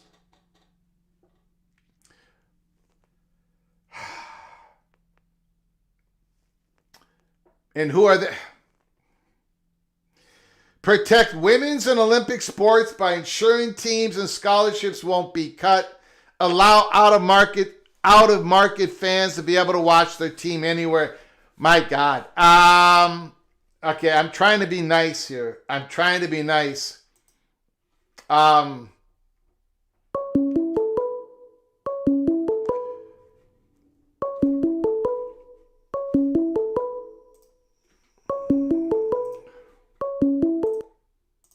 From Rick? Rick, can you hold on for just one more moment, please? Oh, you bet. So, ladies and gentlemen, it's a little confusing here. The language that Ross Dellinger is using, the language that is in the bill, it's a mandatory for all the conferences that do this, or it's an option.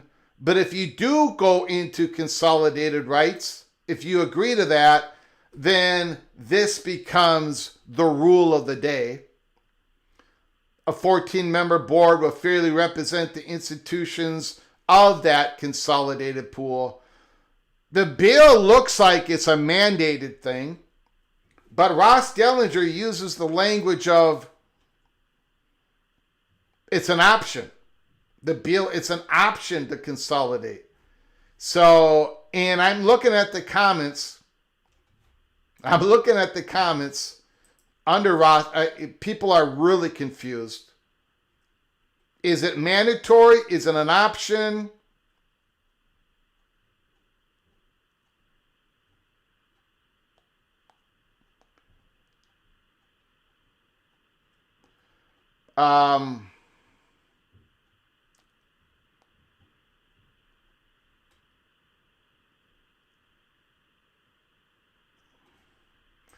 Go ahead, Rick. The floor is yours. Yeah, I'm guessing Nancy Pelosi drafted it, and you got to pass it in order to know what it means. Yeah. What it means is, I'll interpret it. It means if this goes anywhere, the SEC is heading for the silo. Now, let me show you John J.R. Rhodes, who does a great job at Big Ten Huddle. He says an important distinction here is that the conferences would be given the option to consolidate their rights or not. meaning the Big 12 and the ACC and the G6 can pool their rights, but the Big 10 and the SEC are free to continue to negotiate on their own if they so choose. Now, if that is the case, and it sounds like from Ross Dellinger's wording, and if the Big 12 and the ACC consolidate their own rights, they're going to have to abide by a 14-member whatever. If that is true, if John J.R. Rhodes' interpretation of it's true per Ross Dellinger's own words, and if Ross Dellinger is correct, the Big 10 and the SEC might say, okay, go ahead. And then we'll find out if consolidating the Big 12 and ACC rights together would create all this extra value in revenue. Or is it just about, getting the Buckeyes and Alabama on board? But anyways, go ahead, Rick. You don't need Congress to do this. Yeah, well, yeah, you do. According to everything that I've read, you need Congress to I don't know how to say it, to reform the 1961 Broadcasting Act so these conferences can pool their rights together. You do need Congress for that. For the purposes of pooling. Okay. Yeah, okay. Yeah. I'll concede that. All right. And what are Sankey's and Pacini's reply to this? They're all for it? Well, first of all, we got breaking news that we don't really know what it means, right? So we got to go with if or if. Like, is this option or is this mandatory? Ross Dellinger, I believe, thinks it's optional because how he worded it in his tweet, and he has not changed. Ross Dellinger has not changed his posting. Okay? He has not worked. He has, look, I'm going to put it up on the screen again. Ross Dellinger said the bill set to be introduced in Senate next week offers leagues only the option to consolidate rights. And he put 2 stars next to the word option, whatever you want to call that. I don't know what that's called. What is that called? So, if it is an option, Rick, maybe the SEC and the Big Ten are going to say, sure, go ahead, do that. You want to consolidate rights? Go ahead. I don't know. He's got asterisks for the footnotes? He's got asterisks around the word option. Yeah, with a footnote below telling you what that means. Because that's the reason you put it there. And where is that? I don't see where he's... Exactly. It's all about the details. Yeah, it is. Very interesting. We got breaking news, and we don't know what it means. Don't you get tired of the spinning? This ESPN spin job with Ross Dellinger as their mouthpiece. Well, I like Ross Dellinger. You can like him all you want. He's an ESPN mouthpiece. No, he's got Big Ten people. I think he worked for the he part of his job is Big Ten Network work too, or at least it was a year ago. No, I think right. Yeah, and I like Chris Dodd too, but he was a SEC spin artist Dennis for CBS. Dodd. For CBS Sports too, right? Yeah, Dennis Dodd is very. He rarely says a kind word about the Big Ten. Yeah, and Dellinger's his cousin. So here we go with another spin job on a Friday night. Yeah. Because how did the meeting go in D.C.? The presidential roundtable. How'd that go? Well, I went through it. In my title screen is word salads. A lot of people didn't say anything. I actually give Cody Campbell. I think Cody Campbell is the MVP of this.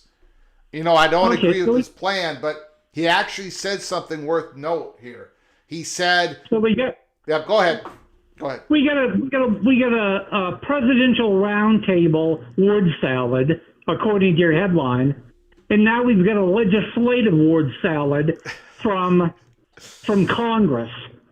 And not only that, we got another report on a Friday night. Yeah, we got another report. Hang on, everybody. We've got another breaking news.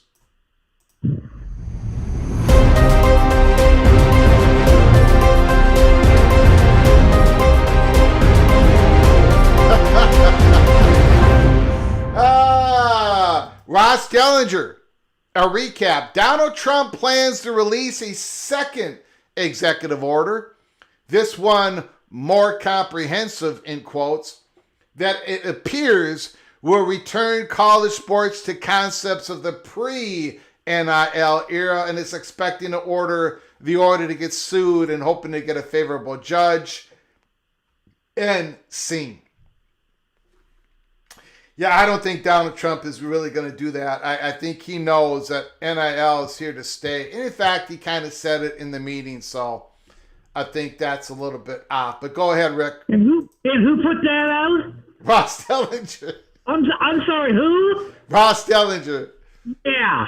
That guy stinks. Thanks for taking my call. You got it, buddy. Appreciate it. My goodness.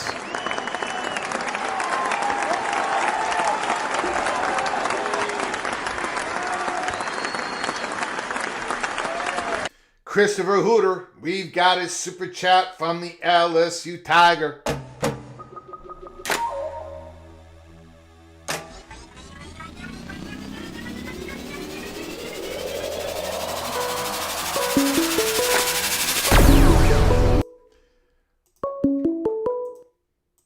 From Tristan Fives. Tristan 5, can you hold on for just one moment, please? Yes, I can. I appreciate it. I'm late to get into Christopher Hooter's very generous super chat. I apologize, Mr. Hooter. Super chat, $5 holla.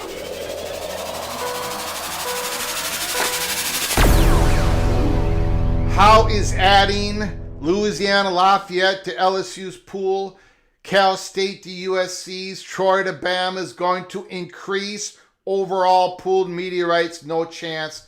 This is nonsense. I tend to agree. I understand the concept of pooling rights together, scarcity and all that, but there has to be some commonality of value among the franchises or the assets or the university. It can't be, because if that is the rule, more and more into why not add FCS schools? I mean, it gets kind of, I agree. I just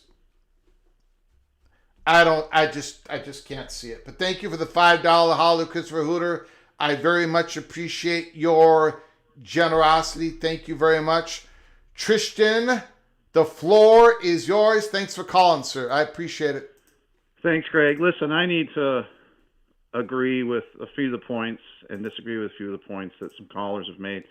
First of all, that most recent super chat you just mentioned, I think is right on the money. I was going to make the same point. Pooling media rights with less valuable brands lowers the media value of higher value universities, right? That's the whole point behind consolidation. That's why Texas A&M and Missouri went to the SEC. That's the reason Nebraska went to the Big Ten. That's the reason Texas and Oklahoma went to the SEC, right? The term for that is consolidation. The most valuable brands are coming together to maximize their revenue potential. Okay, it's a simple concept. People need to learn about it.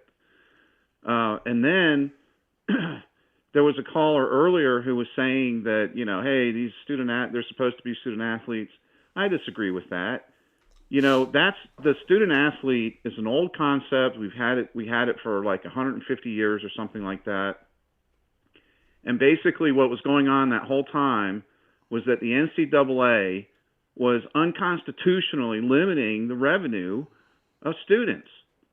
And in my opinion, it was unconstitutional the whole time, even though everyone kind of looked the other way and let it go. I think that's utterly ridiculous. The concept of a student athlete should be dead, in my opinion. I want these student athletes, or if you just want to use the term athlete, I want them to make every dime they can. There's no guarantees in life. You know, they might, in the first game of the season, they might blow out their knee and never be able to play football again. Okay? I want them to make as much money as they can, and I think it's just utterly ridiculous that the NCAA for decades was holding back their ability to earn revenue. And that should be a permanent change going forward, that these athletes can earn revenue, and they need to be able to earn revenue. Now, for people who want to argue the point that it should be capped, I'm not necessarily disagreeing with that. But I think legally you can't do that without a collective bargaining agreement. I don't see, or unless Congress is going to step in and do something, which I don't think we're all expecting. But, you got to get them to sign on the dotted line saying, okay, yeah. And that's what, you have a collective bargaining agreement in the NFL. That's the model we've been comparing it to. And the players' union goes along with it.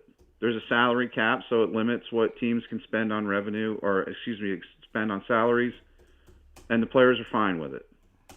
And so I think you're going to have something similar in college athletics. If you want to limit the spending, you're going to have a collective bargaining agreement.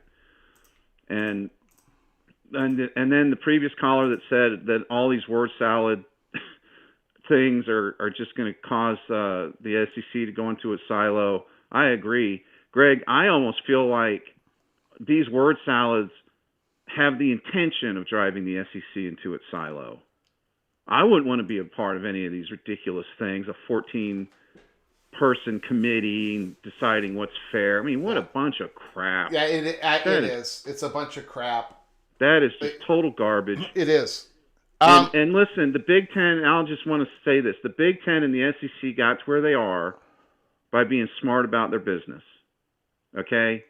And now the have-nots are just trying to tear that down and claw back through government, back some revenue that they have lost. Did you hear my big compromise? Did you hear at the beginning of the show? I did, and I have to admit, Greg, like at first I was revulsed by it. But the more I thought about it, it sounds like it could be a workable solution in theory. The one hesitation I would have with it is that I think that there's a class of university that doesn't have a lot of non-revenue sports. They don't have huge revenue to start with, and they pretty much operate in the black. And that kind of a school is the one that's going to be screwed out of this. Under your proposal, they're the ones that will be harmed. I'm thinking of a school like Arkansas. Now, they're starting to get money, I guess, from Tyson, so maybe that's a bad example. But, a school that's large enough to be in the P2, but not like mega rich like Ohio State or Texas. And if they don't have a lot of Olympic sports, Greg, if a university doesn't have all those sports, it's not because they hate those sports. It's because they've made a fiscal decision that says, hey, we can't operate sports that don't earn money. Okay? Yeah.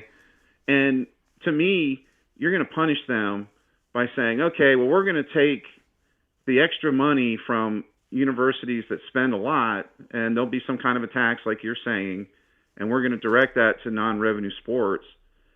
Well, for schools that never went down the path of having a whole bunch of non-revenue sports, they're being fiscally responsible. So I feel like they're being harmed to an extent by that idea. But I do admit to you, Greg, that it seems like a plausible middle ground solution that could work. I appreciate it, and so far you are the only one who has given it a lukewarm support. I appreciate it.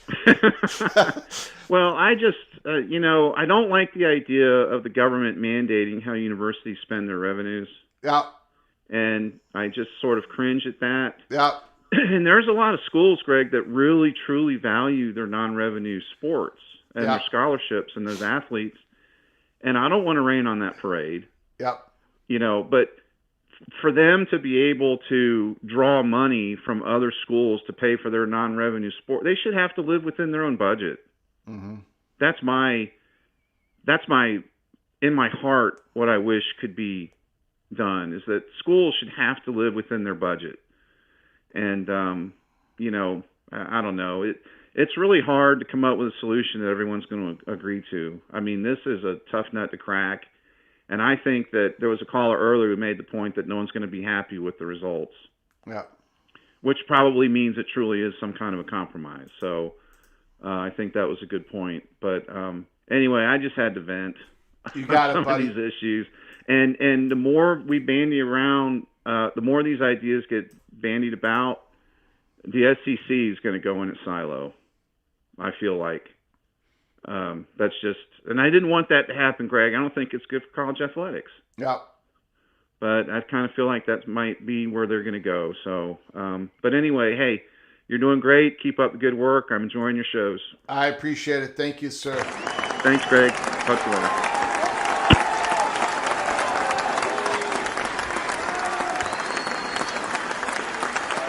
Very good call once again. Tristan, we've got a couple of things going on here, ladies and gentlemen. We got a couple of things going on here. We've got a super chat, and then we got more breaking news. We've got a super chat, and we got more breaking news. Well, it's not different breaking news, but it's some more clear breaking news. Because the last time I gave you breaking news, we didn't even know what we were breaking. Hopefully all that is clear for y'all. Hold on a second. We've got a super chat. We're going to get to the super chat first. Super chat, supersede everything. But yeah, we've got breaking news. And now this show has become very, very interesting. Ladies and gentlemen, buckle up. Brace for impact. Buckle up. Brace for impact.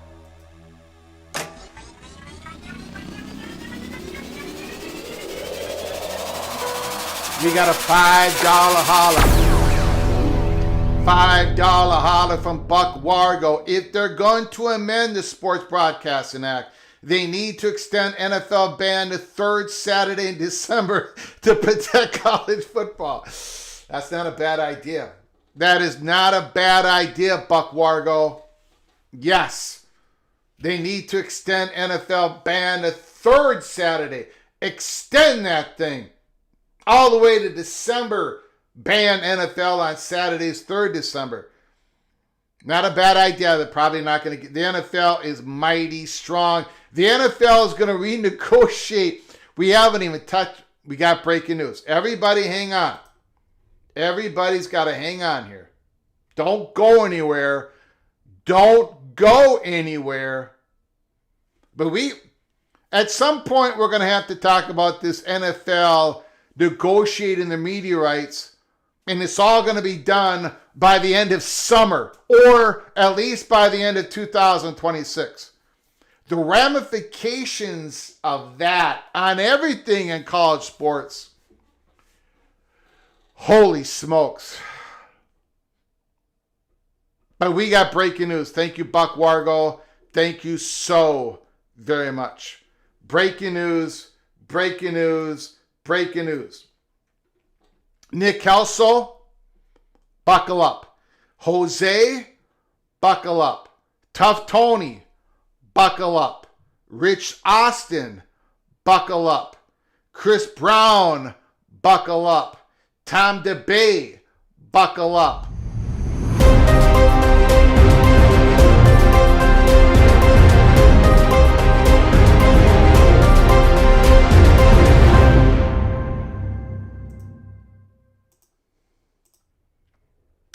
Breaking news, breaking news, breaking news.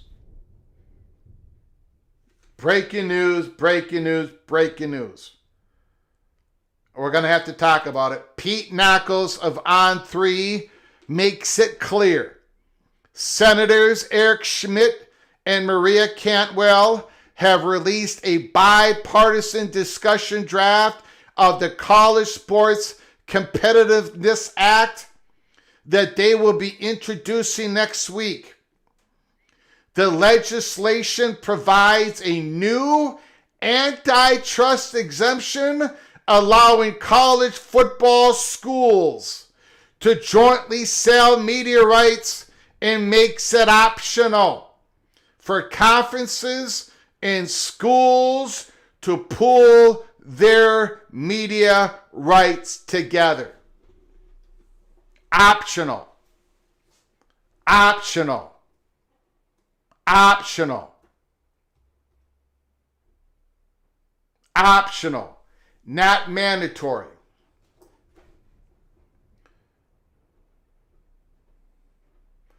Makes it optional for conferences and schools to pool their media rights together.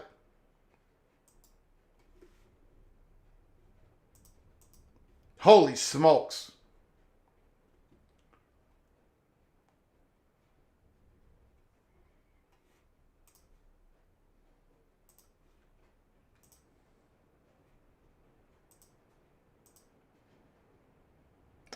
Holy, and by the way, if you hear noise, we got a big old storm right outside the studio. So if something should happen, if the lights go out, if we lose electricity, if I get, if a tree falls and hits the fat guy from Minnesota and it's all over, I appreciate the time that we have spent together. If you hear some noise, we got a big old storm. But we got a big old storm in here. Democratic Republican senator puts out a bipartisan bill to make this optional.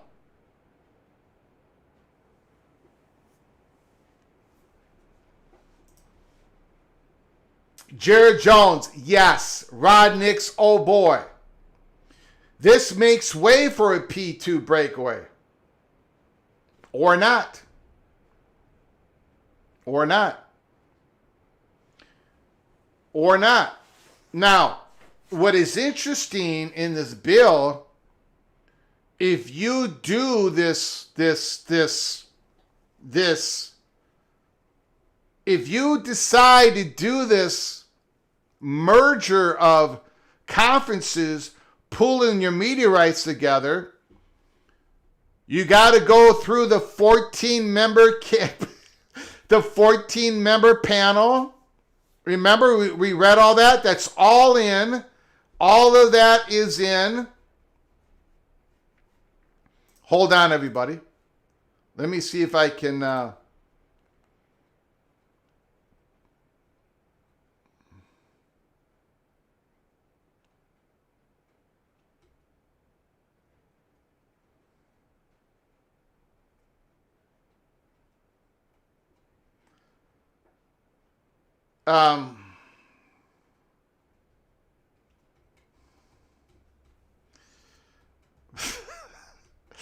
well, you would have to go through, you would have to do this. So, if the Big 12, for example, we're just using it as an example, if the Big 12 and the ACC wants to pool the rights together, they create a 14-member board that fairly represents the institutions that generate the most revenue and includes athletes, media experts. So that 14-member is going to fairly represent the top brands of the ACC and the Big 12. They're going to come up with the decisions. They're going to come up with how much money each school makes. They're going to protect the women's and Olympic sports of the Big 12 and the ACC. They're going to guarantee that no scholarships will be cut and allow the Big 12 and the ACC fans to be able to watch their team anywhere. If you pull your rights together, this is all guaranteed. And the Big 10 and the SEC, they're not going to pull they're not. The thing about this bill is it's going to keep the Big 10 and the SEC pulling their rights together. Because they're not going to want to do that thing. Bipartisan bill. Mary Cantwell has been working on this she's been working on these issues for a long time. It's not mandatory. If pooling your rights together is going to make a whole lot more money, then you should be for this. You should be doing this. I've always back to the argument of if you pool everybody together, everyone's going to make more money. For 4 years, I've been reading the comments in the comments section. Super chats, a lot of super chats saying to me, Greg, the University of Minnesota, they hurt the Ohio State Buckeyes. Minnesota hurts Michigan. They hurt Penn State. And now they're hurting USC because Minnesota gets all this money. Minnesota is the evil one. They're diluting the Buckeyes. But then those same voices are saying, but if you include the rest of us in with the Buckeyes, Michigan, and Penn State value, the Buckeyes value is going to go way up. They're going to make more money. Everyone's going to make more money as long as we pool all of our 138 schools together.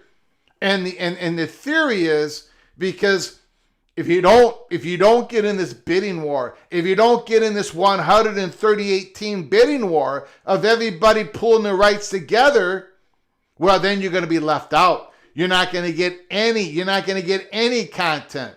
And that's going to drive up the media rights. I just can't get my arms around. I just can't get there. And maybe Jeff Fuller is correct. Maybe I'm drinking too much Big Ten Kool-Aid. But I don't know. I don't think I drink. I mean, I've given Big Ten a lot of shots.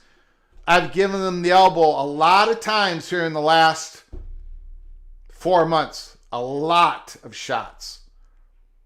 So maybe I drink the Kool-Aid on some things, maybe not on others. I don't know. We've got Opie. We've got a $15 holler. But that is big breaking news. Big breaking news. Optional.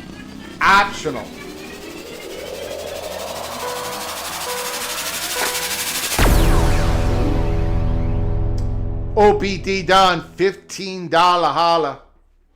Well, no one likes the CFP board of picking schools for the playoff. I cannot imagine how well this 14-member board will do. Can you imagine?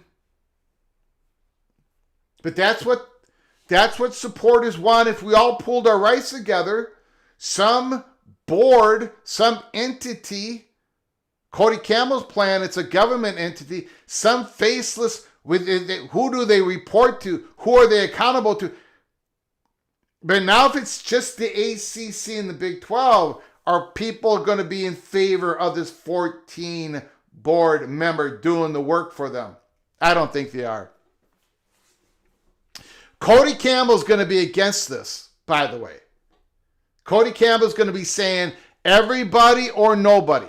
So Cody Campbell, does he really believe in consolidating media rights? It brings on more money and save college sports? Or does he just believe that we need the Big Ten and the SEC involved because we need some of that value, we need some of that scratch, while, to be fair, Cody Campbell does not give up any of the advantages of his NIL war chest, which I don't want him to. That's his money. 14-member board, not a 12-member board. not an 11-member board, 14-member board will ensure that if Conference USA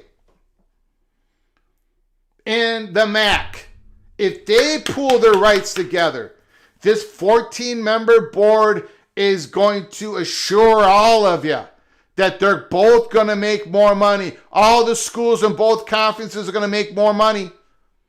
No Olympic sports is going to be cut. According to this bill, am I reading that correctly?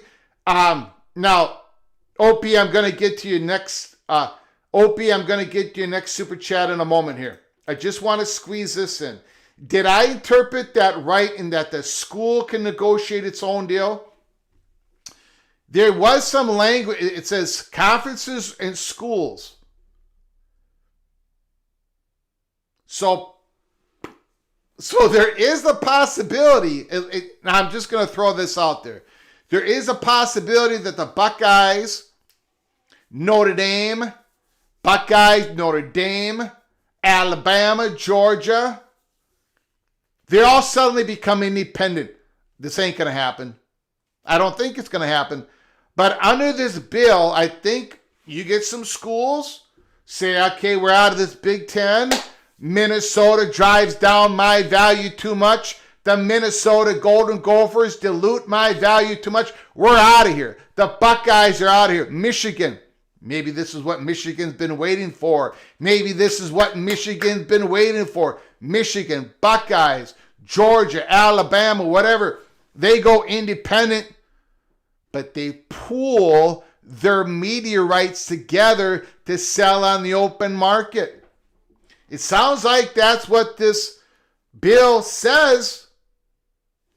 However, there's a little bit of wet water being sprayed on this idea. And that is, are the Buckeyes really going to do that? Is Alabama really going to do that? Is Georgia really going to do that? Because they're going to have to give the power over to a 14-member board, blah, blah, blah, blah, blah, blah. So I'm guessing no members of the Southeastern Conference and the Big Ten would do that, but again, you know, one of the difficult parts of being an independent, one of the two most difficult parts about being an independent football program is that contract and is that scheduling. For example, if Florida State went independent, it would be difficult. Even though they're big, they've looked at it. USC looked at it. It is the media partners, the potential media partners. You become more risk. Your value becomes more riskier for the media partner to take on. But if a Florida State would go independent and they could pool their rights with Notre Dame, and you get a Clemson going independent, and you can pool the rights of Florida State, Clemson, and Notre Dame as independent programs. If Miami went independent, you could pool the rights of a Florida State, Miami, Clemson, and Notre Dame. You could get a whole lot of money. But it sounds like you would have to settle with this 14-member board, data. And I don't think those schools would want all that stuff to be involved. I could be wrong. We've got Opie's super chat.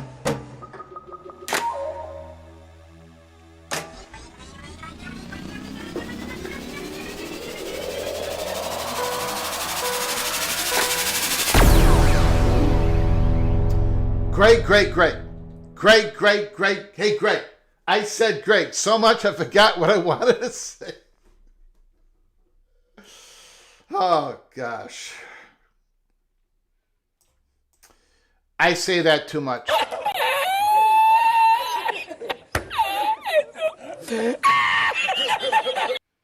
Thank you for the $10 holler, OPD Don. I say Greg. I say that too much. But you know what? Not only do I say it in the studio to you guys, I say it to my wife. That when she's telling me that I forgot to do something once again, or I did something wrong, and she's barking at me, I say, Craig. So I get in trouble. I say that way too much. I'm going to try to cut it down. OPD Don, thank you so much for all your support. Not just tonight, but all the weeks and months and years. You've been an incredible contributor to our show. Thank you, OPD Don. Thank you for your incredible generosity. Incredible generosity. OPD Don once again. Whoops, I did not mean that. Opie, I did not mean that. We got a super chat.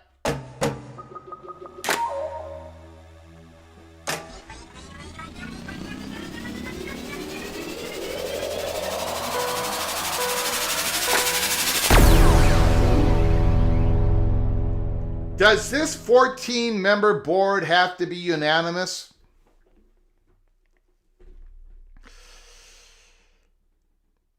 Yeah,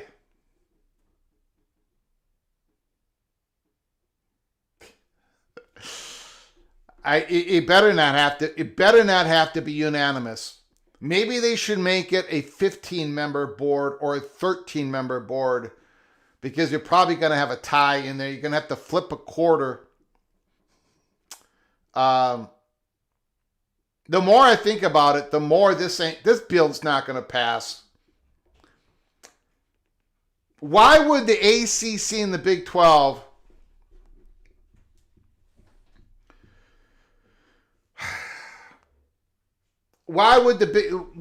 just for Big 12 example, why would the Big 12 presidents give their authority to negotiate the next media rights to a 14-member board?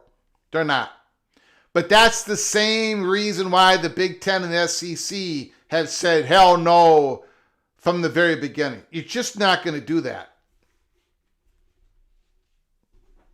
Now, maybe if they pass a bill that says it's optional, like this bill does, you pull your rights together, it's optional. But the bill doesn't have this 14-member board, and you don't have the guarantees. If you just say it's optional, if conferences want to secure their rights together, but the results are not guaranteed, maybe this will pass. Maybe the Big 12, the ACC, will tell their members in Congress to support the deal.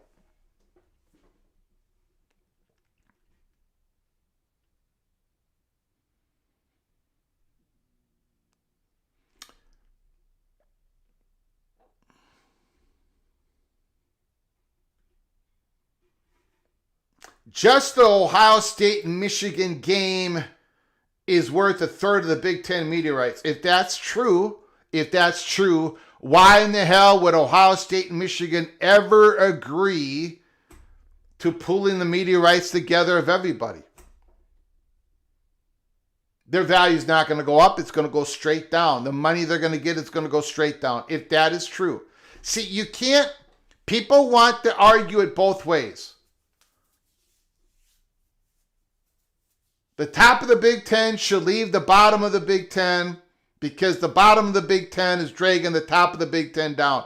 But if the top of the Big Ten agrees to bring on 138 programs, voila, the top of the Big Ten programs are going to make a whole lot more money.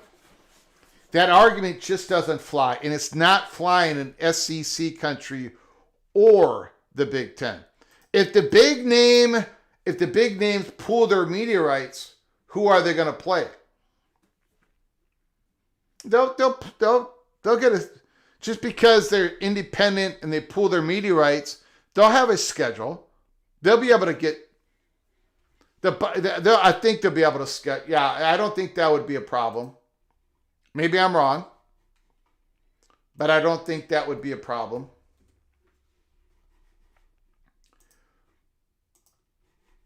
Hold on one second. I am checking something out real quick. This has been a long program. I appreciate everybody joining us. We've had a couple of big breaking news here since we've been on live.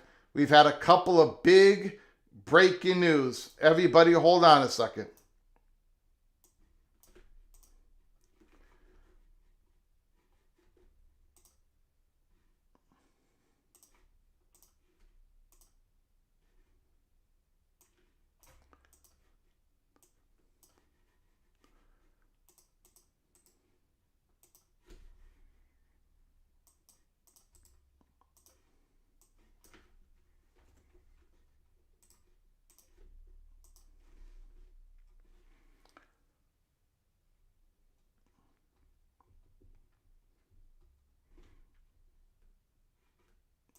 Or the big brands could stay in a conference but sell 3 of their 4 huge games on their own. I think that would be very difficult. I think that would be very difficult. But maybe... Remember when USC and Notre Dame were thinking about selling their game to Netflix or talking about Netflix?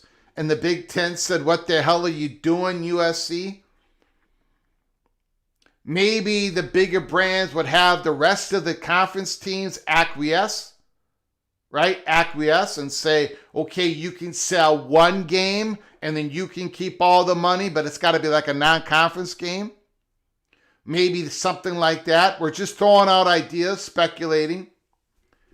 But again, according to this bill, the negotiations would be a 14-member. I don't think that would fly under this bill.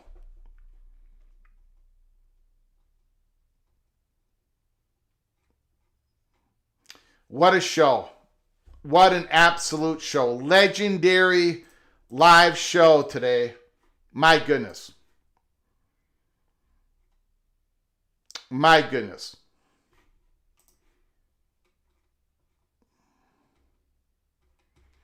I'm checking for more news. Hold on, everybody.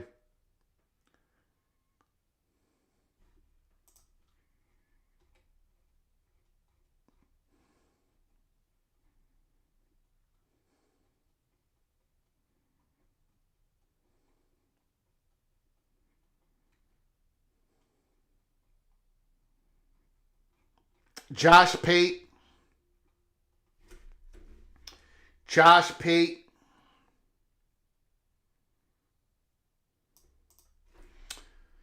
Serious rumblings the past couple of weeks. There was legitimacy here.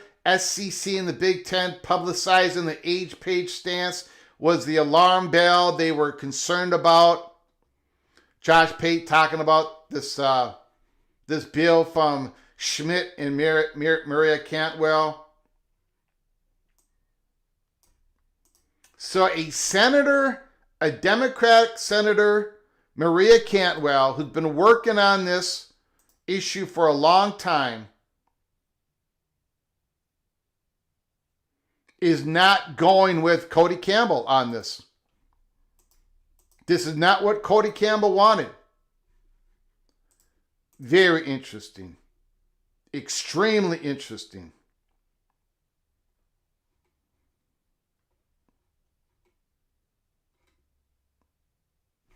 All right, guys, I want to thank everybody for joining us. We've been on the air for 2 hours and 38 minutes. My goodness, we got a lot of support today. I appreciate it. For those who donated this program, Kenneth Maynard, Jared Jones, OBD Dunn, Christopher Hooter, Buck Wargo. Thank you guys so very much for your generosity. I very much appreciate it. Hold on one second.